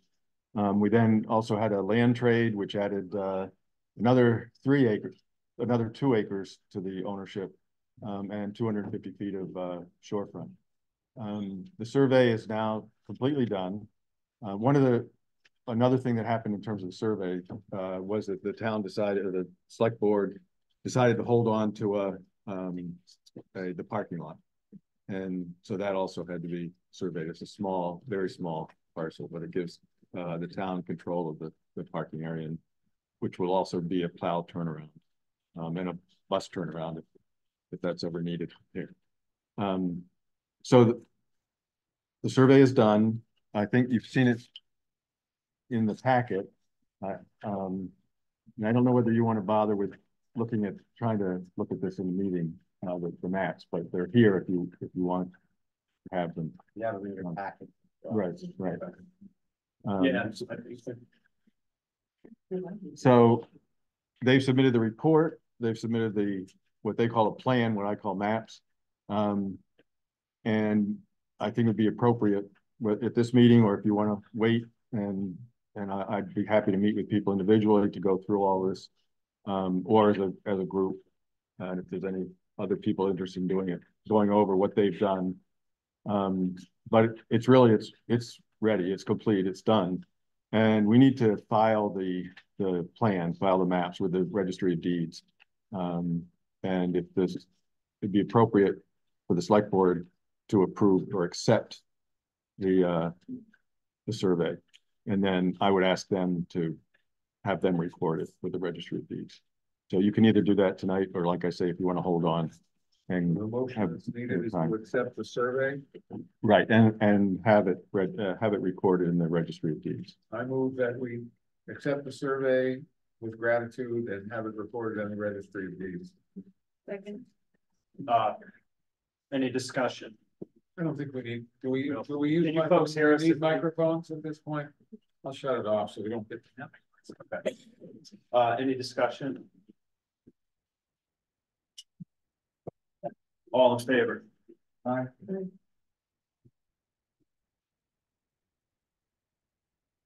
Was there a second? I second. No, I'm sorry. Oh, no, Was there a second action that Yes, you yes. were considering? It's not an action, but again, it's an update. Oh, okay. And that's regarding the deeds. And I'm looking to we can't have action tonight because we still have to get some information from the town's attorney. Okay. And I would want you to have another week anyway, or 2 weeks, whatever, to think about it. For 3 years now, no, it was 2018 that we had a town vote for the select board to enter into some long-term conservation for the property. And from that time, we've been working with Kennebec Land Trust to get the land to them, for them to manage, because that's what they do. And it's not really, we don't have a town structure to accomplish that. And the town will be much better off having them as the owners. And that was a conclusion reached long ago, and we've been working towards that.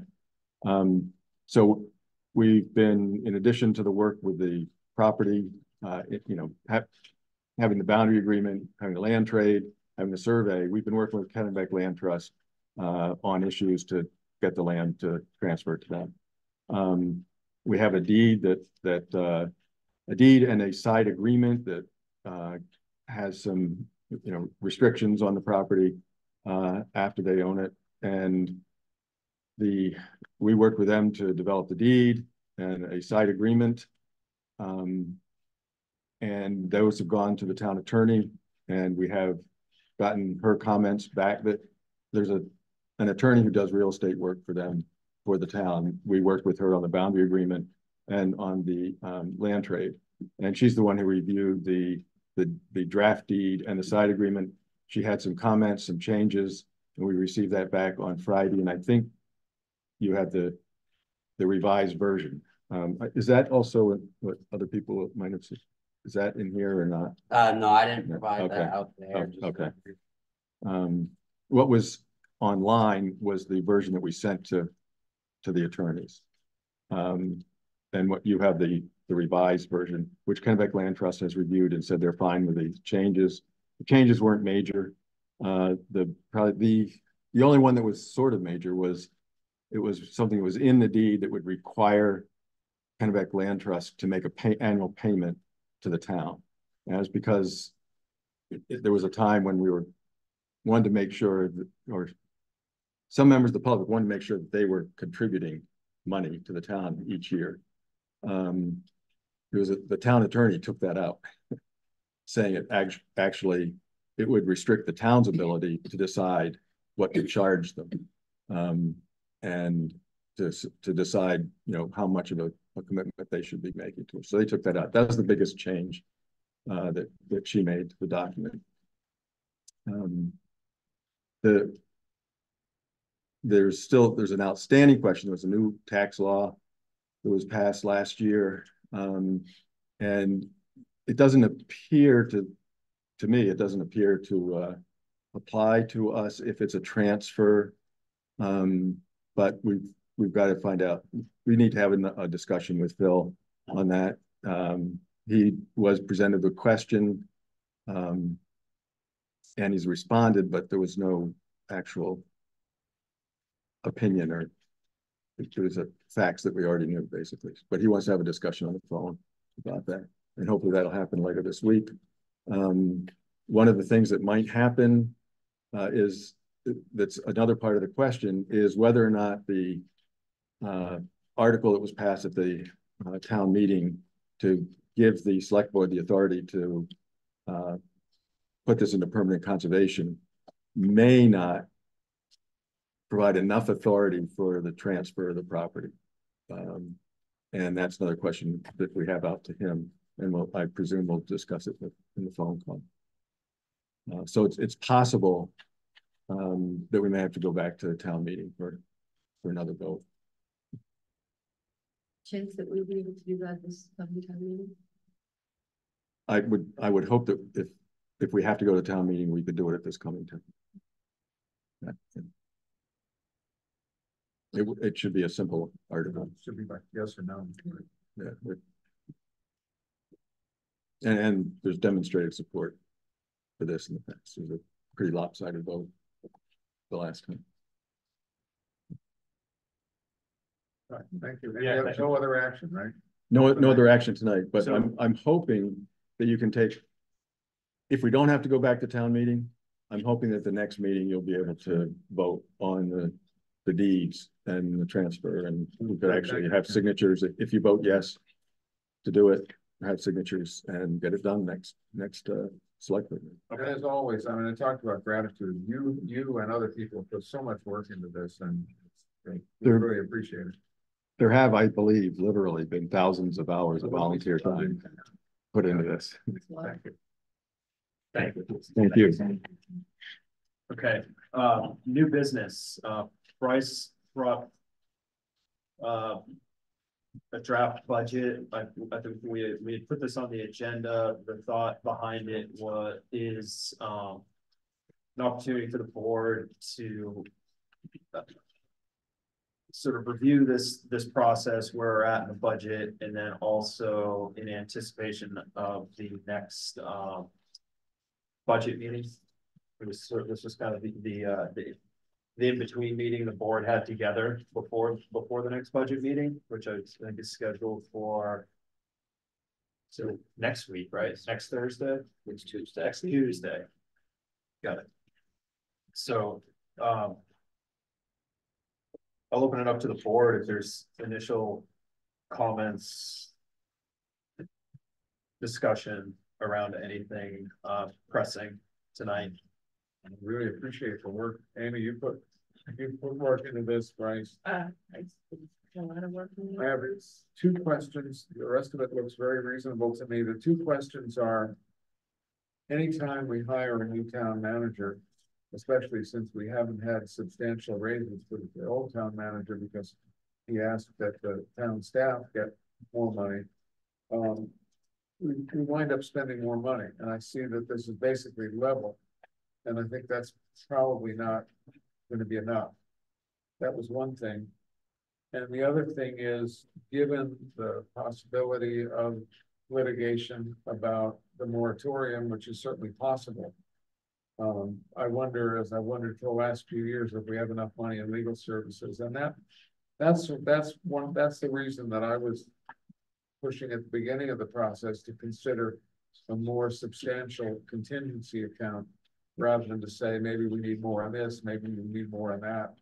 Things have come up every year I've been on the board, and they've typically been more than the $3,000. So one or the other with legal services, either a more substantial contingency, or maybe we need to plan for more. Those are just, I'm not sure about either of those, but those are my reactions. And my response to that is that I think that we should, as much as possible, try to identify those lines that we expect there may be some increases in, because I think it's really hard to take a budget to residents and say, hey, we're asking for 6 figures and we're going to give you total discretion over it. I got it. So I think as we're able, as much as possible, to identify some of those lines. And I think initially for this budget, we added an additional 25% to the legal line, but again, we're still underdeveloped. You know, the budget's still under development, so that obviously is an area that we could put more in there. I'd like to add on to that legal question as well, and I put Bryce, I was going to put a little pressure on your workload. Is there a way to organize or unpack the legal expenditures in 2023? Because I think it appears to me that number is significantly different, and my curiosity is in terms of short-term planning and long-term planning. Are those outlier figures in legal expenditures? You know, how do they stack up? Do you have any ability to sort of identify what topics that legal spending, you know, so that we can project what actual number we're looking for? Because I mean, that number to me jumps out as dramatically different than what's been in the past. Yeah, I think for sure I can. The descriptors that were used aren't very clear, so it's gonna take me to have to pull invoices to get any idea of what it is. And it maybe my hope is, my thought is that would at least say, oh, those were one-offs. That was a one-time situation, and then we can get a more accurate number on what we'd anticipate. But nonetheless, I'm recognizing in agreement that legal costs are a factor. Well, my observation of that was that there was some one-off stuff around personnel, which I'm hoping the town won't face. The other two major areas of concern are ordinance review, which I think is going to continue to be more expensive as the world gets more technical. And as our ordinances come into question, as we're looking to rewrite ordinances, that's an expensive line. We go back and forth to make sure. A lot of our ordinances in the past were kind of written by the planning board or written by the select board, and not always with a lot of legal input. And we run into trouble with that. So we spent more on that, and the other half is the possibility of court time, either through enforcement, which we've been doing more of lately, and possible court fight about something like the moratorium. So those are the areas, I think. Yeah, and I was thinking about the coding too, that's the project that we're doing. I'm not sure if we're gonna be paying for that in this year. But I think we've agreed to go into that project, haven't we? Yeah, well, that's fun. It's funded by a grant. Okay. Yeah, so we're good there. Got it. There will be the upcoming ongoing costs. I had a couple questions, if you don't mind. What are the number of hours that we pay for our CEO? He is not full-time, correct? That's not a full-time position. We share him. Well, actually, he's an employee of Reedfield. And so we're billed by Reedfield. And that 44,000 number is what we're gonna be billed for next year. Yeah, it's an estimate. Okay, and how many hours does that cover?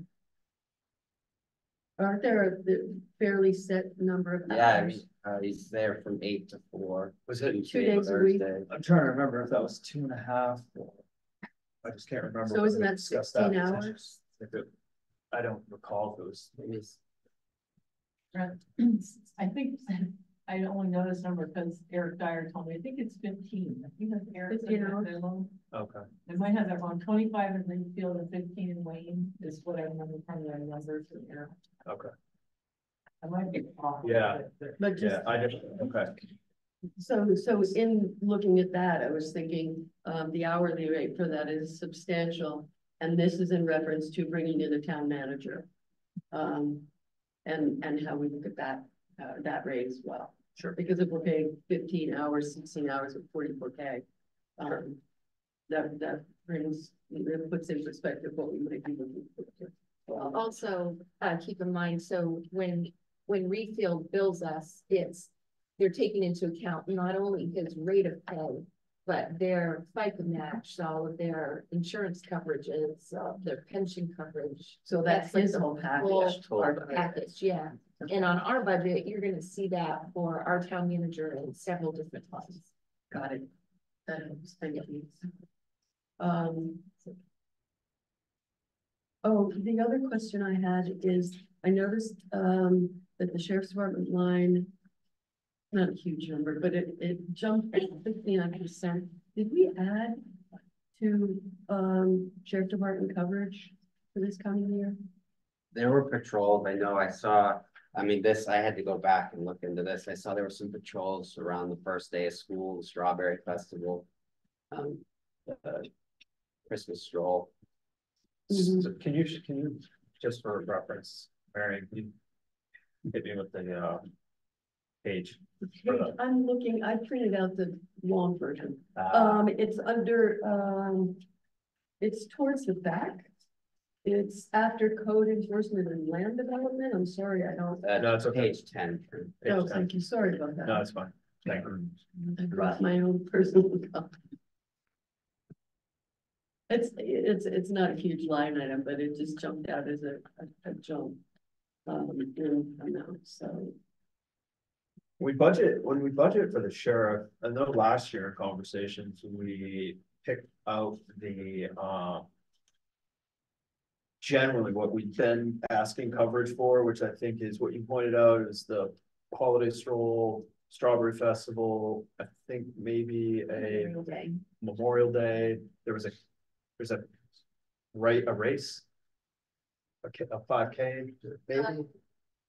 Isn't there a race? It doesn't matter. Some event in the summer. Oh, the library. So so Marianne, then we sort of pulled back the hourly rates and then made an estimate. I think we ran that conversation last year, if I recall, and Jim could recall, maybe weigh in. I think we ran that pretty tight to the hour. And so that might be a reason why there was an overdraw there. No, I'm just recalling that process in the budget meeting last spring. Yeah, that's all, because I just remembered it. I remember that, but that's all. Well, That's again, all I it's can. not a big number. It was No, I just a big understand. jump in percentage, so I thought, I understand. didn't know if there was an easy answer. Well, was there, I have a vague memory that there was a pullback in the amount of free coverage we were getting from the county sheriffs. There was a time when we had some county sheriff patrol, I believe, that we weren't paying for. It may be that at the time we had a county sheriff in town, or there was something, and then that stopped being available to us and we had to pay for any patrol. I'm not certain, but I think that may be true. Shouldn't bring stuff up, I'm not sure. I should remember that. I don't know if anyone else did. I don't recall. Jim. This is a ways back in history, but when we changed the speed limit in Wayne Village from 35 to 30, one of the things that was attached to that was the hook that we used more of. I can't remember if it was sheriff or police company, but that was part of the deal. That it be enforced. For the purpose of enforcement. Right. But I don't know that was ever rescinded. I know we've had a lot of demand for enforcement around town, more in the last few years than I remember. And I think the town's responded to it. There was speeding in various parts of the town, and there's been a response to put someone there. So I think between the festivals expansion and the requests for speed enforcement, I think that would be a lot of it. Thanks, as I said, it's not a big line item. I was hoping for, I didn't want to take away from that. I was looking at the county tax, which is page. The one we don't control. Yeah, the one we don't control, but for this on page 19. Well, that I don't have that figure in there because we just got it Friday, but so last year the county tax was 270,000, and this year we're looking at 389. So that's why I brought that up, because I heard there was a pretty significant increase in that. Okay. So I just want to make 119,000. Right. And okay. I guess if there was another place to focus, I met with the road committee last week, and we tried to adjust it. This is obviously very initial because we've been overspending. It looks like last year we overspent our road budget. Oh, I'm on page 11. Looks like last year we budgeted 285,000, we spent 431. So just with the initial budget, what we have so far, we're just, with these freak weather occurrences, etc., deteriorating roads, we're trying to budget more accurately, so we're not having such a unbudgeted balance that we're spending. Just so you're aware of that.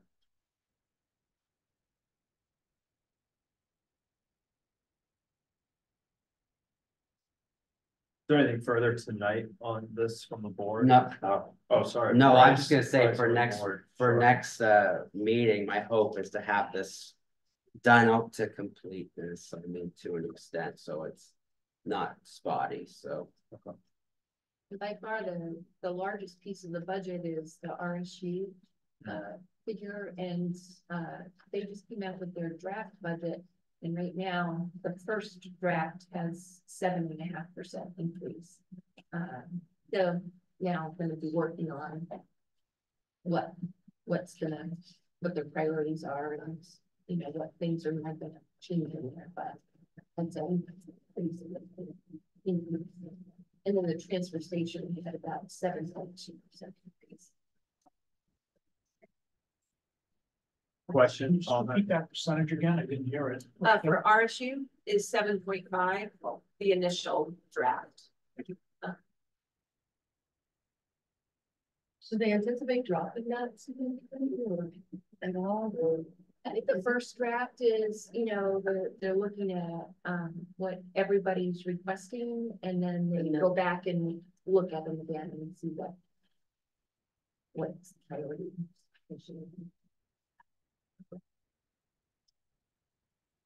Anything further on this? All set. Okay. Thanks, Bryce. Thanks for bringing that over.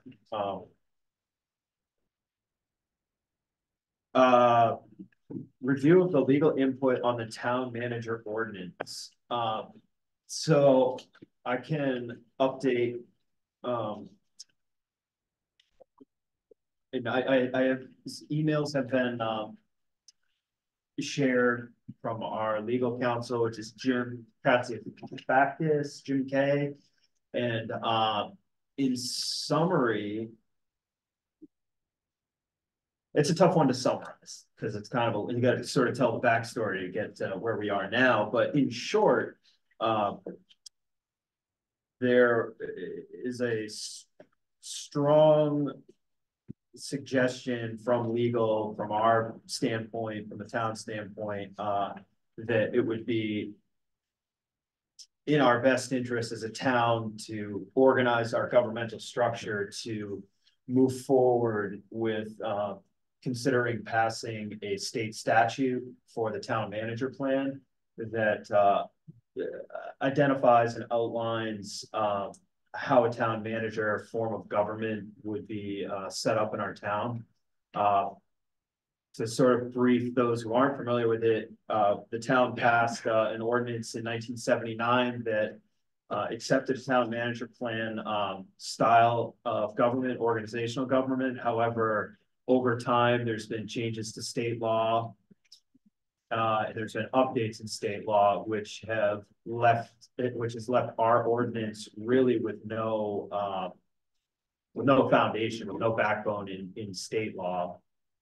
So the case to be made moving forward would be to take a serious look at the state statute and the organizational structure in that statute for a town manager plan. And then depending on that conversation, discussion at the board level, determine if that makes the most sense to bring forward to the voters. And then as the plot continues to thicken, it's not as simple as bringing it to the voters at a town meeting. There is a timeline, a determined time in advance in which it has to be passed. And I believe that's related to, so what does that mean?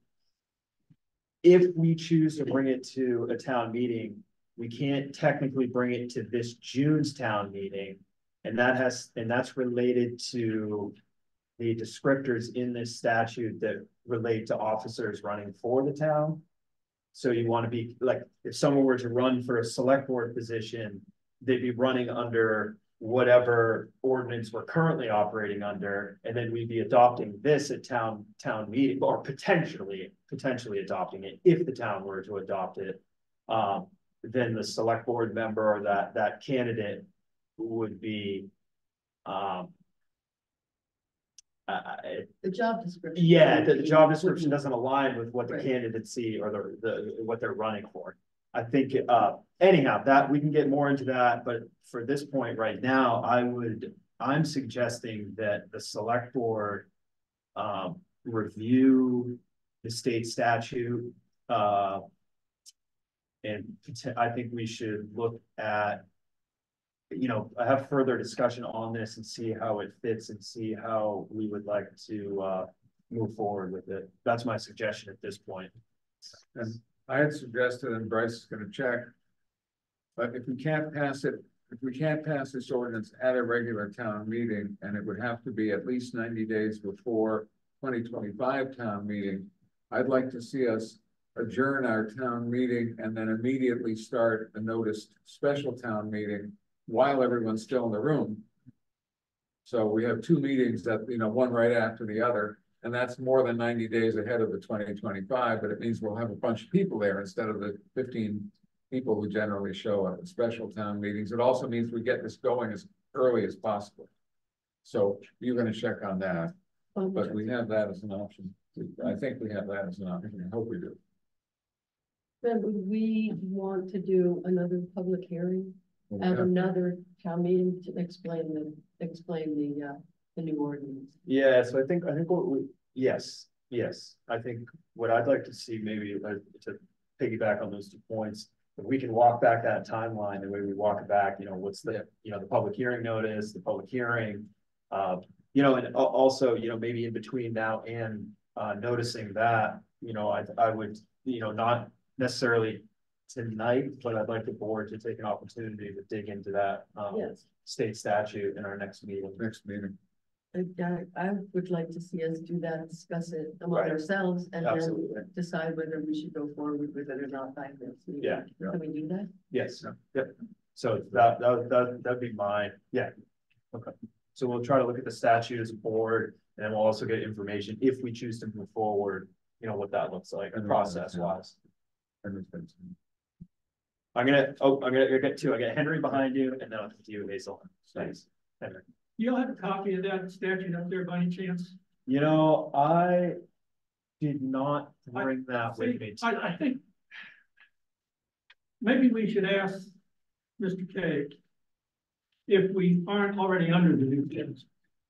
And the reason that I say that is because the last provision of the new one says all municipalities operating under the repealed Title 30, Chapter 213, Subchapter 2, that's the old one, are deemed to have made the adoption under Section 2631 as of October 1st, 1969.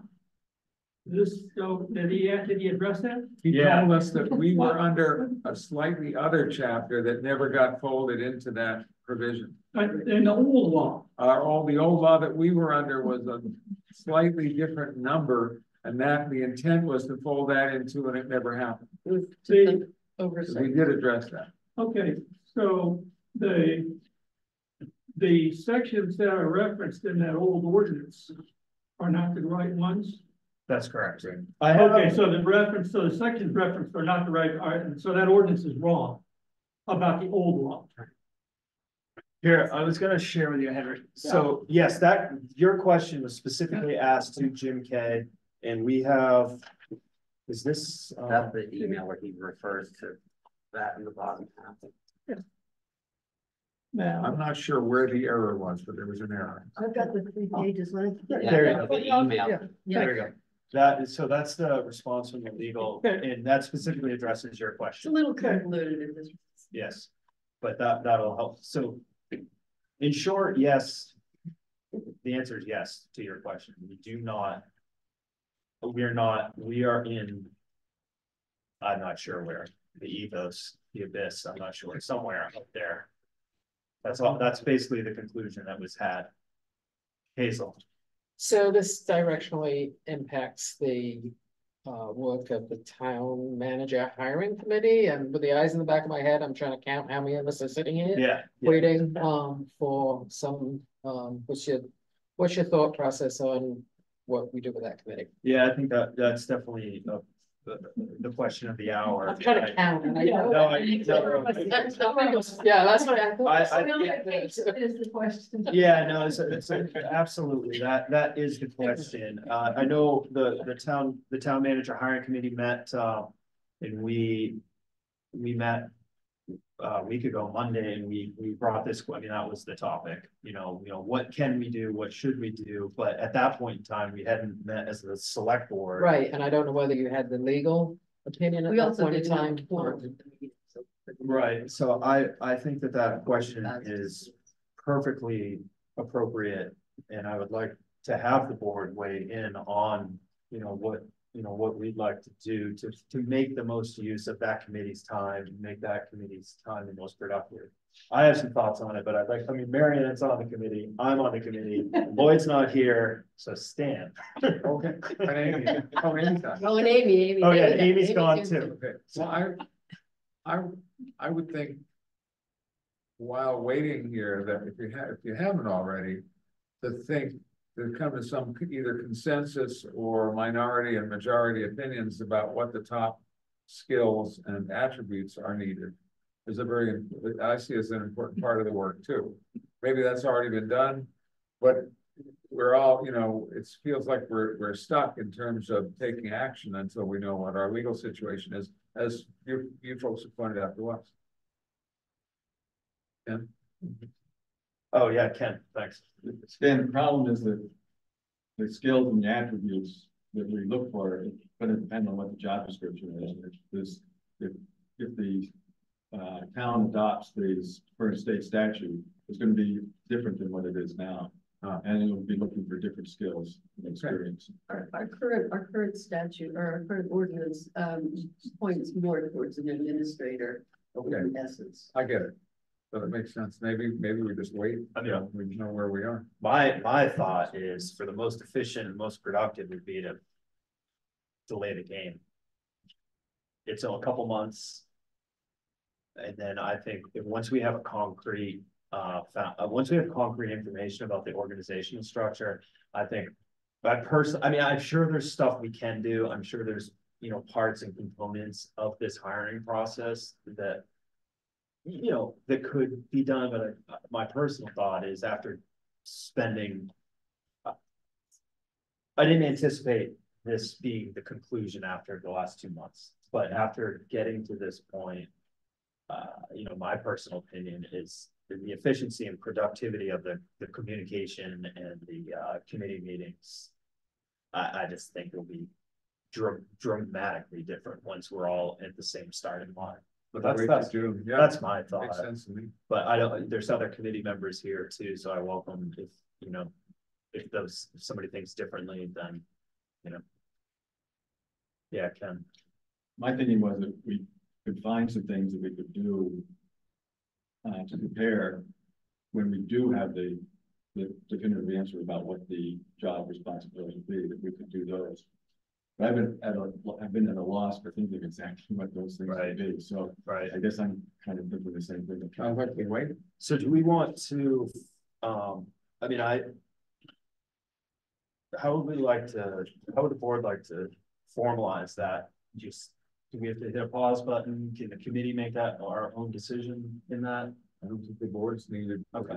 Well, we didn't define a time frame, or, you know, we didn't define time frames or frequency of meetings in the first place. So I don't think we need to do anything about that. Okay. Do we need to get the committee together to have a consensus? I think we need to get the committee together and have a brief meeting, or in some way discuss this when there's at least a quorum of us. Yeah.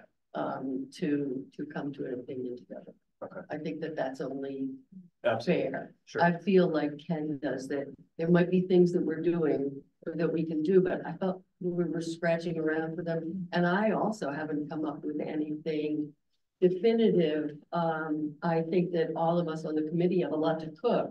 So, you know, the next time we do get together, we will be much more prepared. But I'm at a loss to know what we would do now as well, except that we have to get together and make that decision as a group. Okay. Yeah, so I have an idea to get together.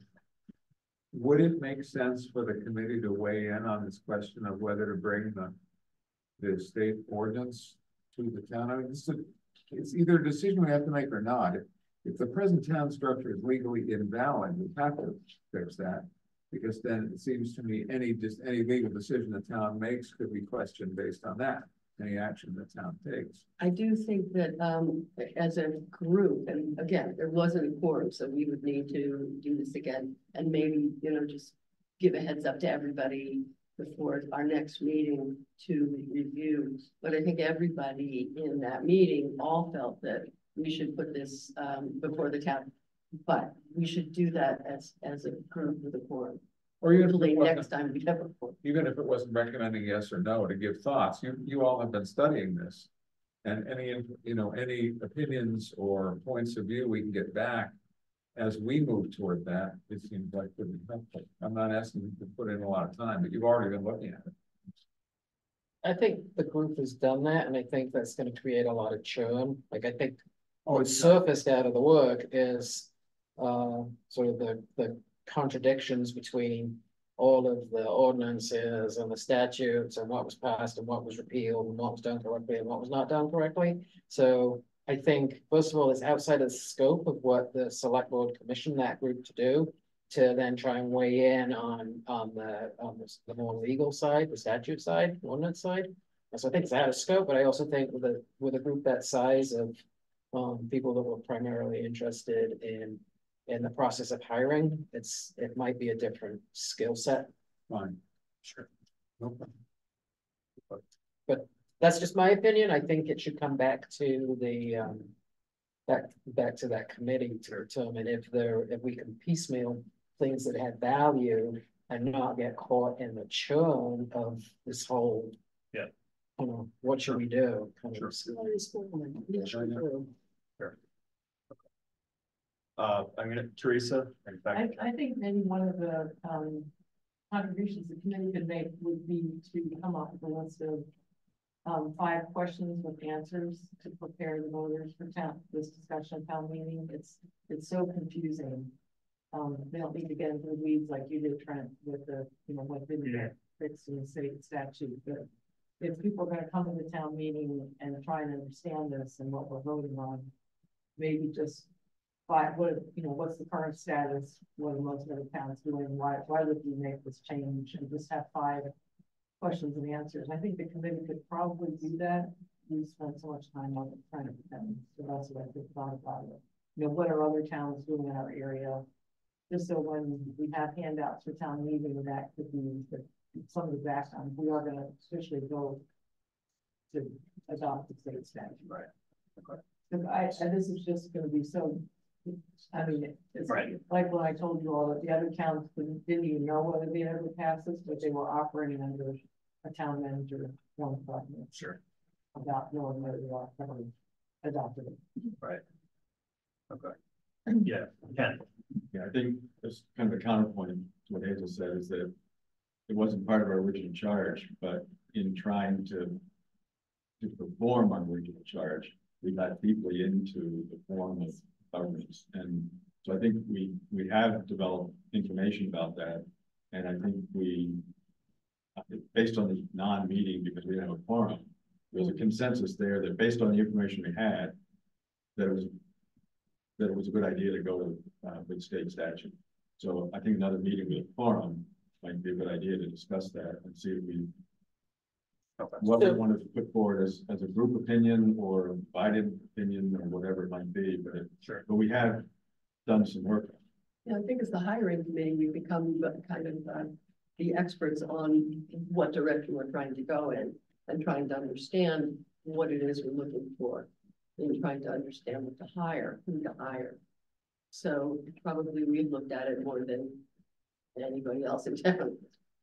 So I'm okay with that, but maybe as a select board, you could redefine the scope and mission of what we're being asked to do, because it's changed a little. You know, you've got your minutes that reflects what we as a group were commissioned to do. You're changing that, so I think that's the piece that maybe the select board could just.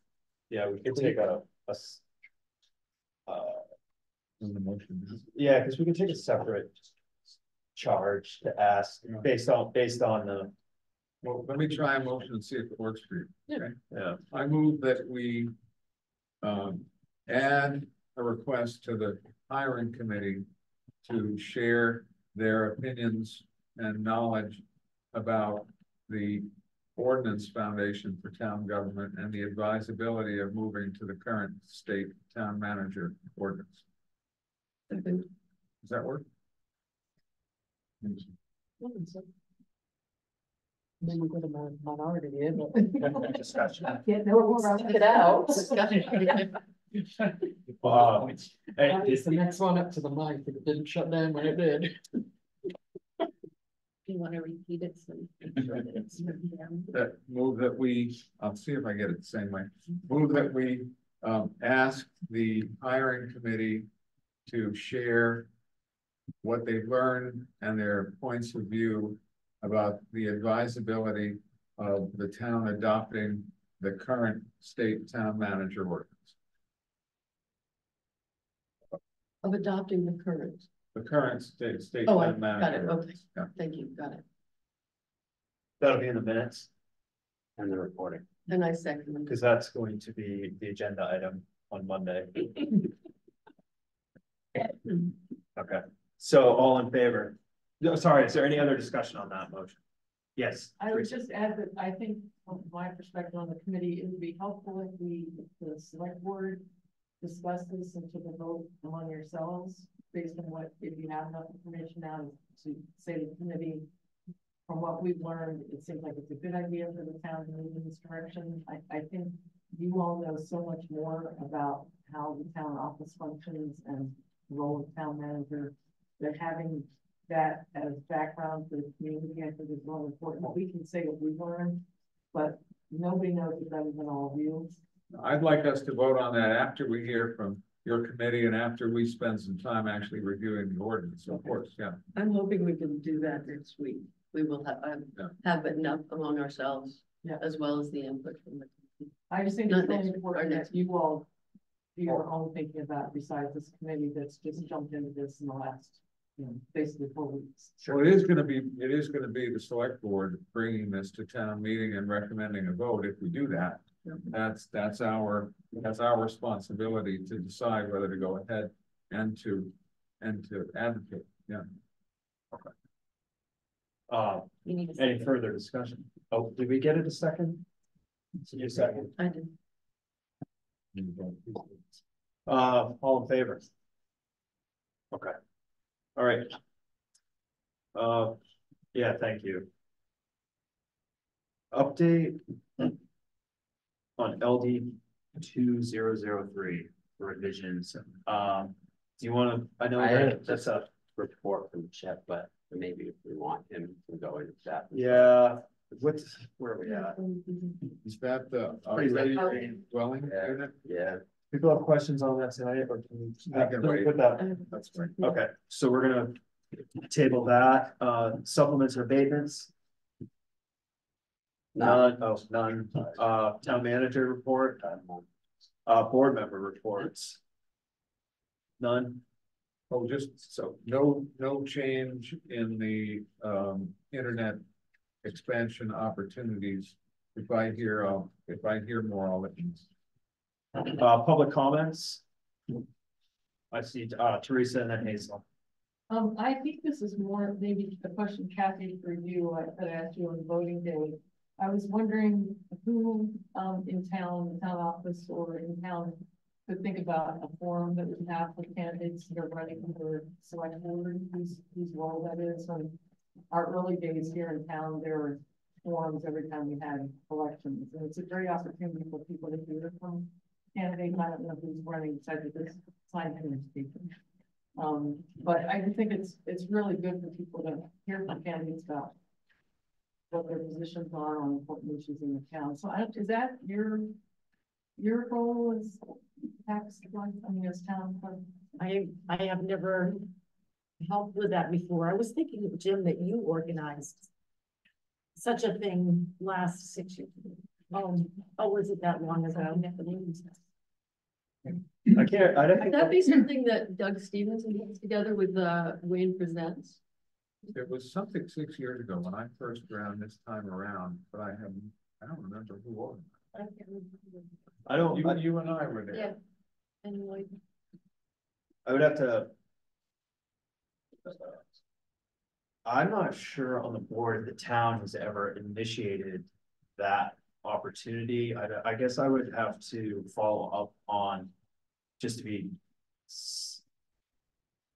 before I sort of respond to that, I think it'd be important to follow up on election laws and what role the government, the town has in sort of how they host and how they disseminate the information and welcome, and so I suspect there might be, it's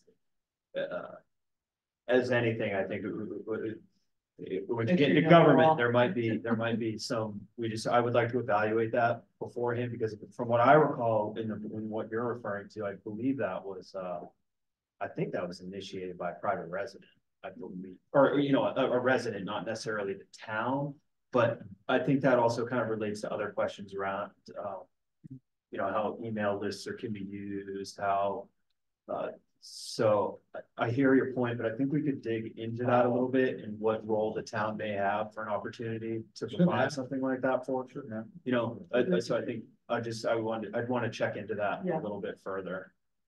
So I think we could dig into that and then, you know, maybe get some answers back. Hazel. Yeah, on the last meeting, I was on the Zoom and I made a request on the chat.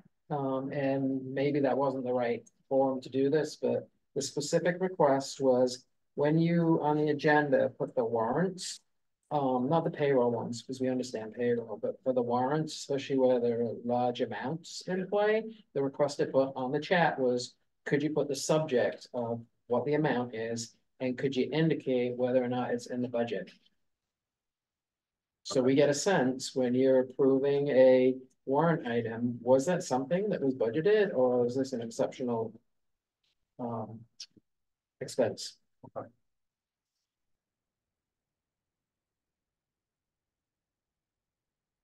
Not setting up that agenda. So say those 2 points one more time, just so we can make note of that. Can you put the subject Yep. of what the warrant is for? Yep. Bryce said it's an RSU 38. Cost. And can you indicate, was it budgeted? Okay. Well, it's something unanticipated. Or is it an unanticipated cost? And we're watching you guys spend $250,000 that you don't have. Yeah. I don't think that's something, Bryce, we don't need a motion for that. I don't remember hearing it on the chat. I like it. I put it in the chat and I think somebody might have read it out. But yeah, and that's why I didn't raise it as a question on the minutes because I thought maybe it wasn't formally submitted, so bringing it to your attention again. Why don't we have it in the minutes though, then that there was an agreement by the board if there is, yes? Yeah, now that you're bringing it back up, I do recall that being written. Yeah. But is that something that we would list out in the agenda? I can't hear you, Mr. McJackman. Would that be something that we would be listing out in the agenda? On the agenda, it's a simple item. It's $250,000 for RSU 38 expenses that were budgeted. It's not a huge lift. We can, I mean, we have What the driver of any large expenditure. On the warrant. We have a warrant preview, so that, I mean, we could probably just put that in the packet and Bruce could work on it. It's budgeted or not. Yeah, I think it's a good idea. Okay. Anything further tonight? We adjourn. All right, thank you all. Oh, yeah, second, all in favor?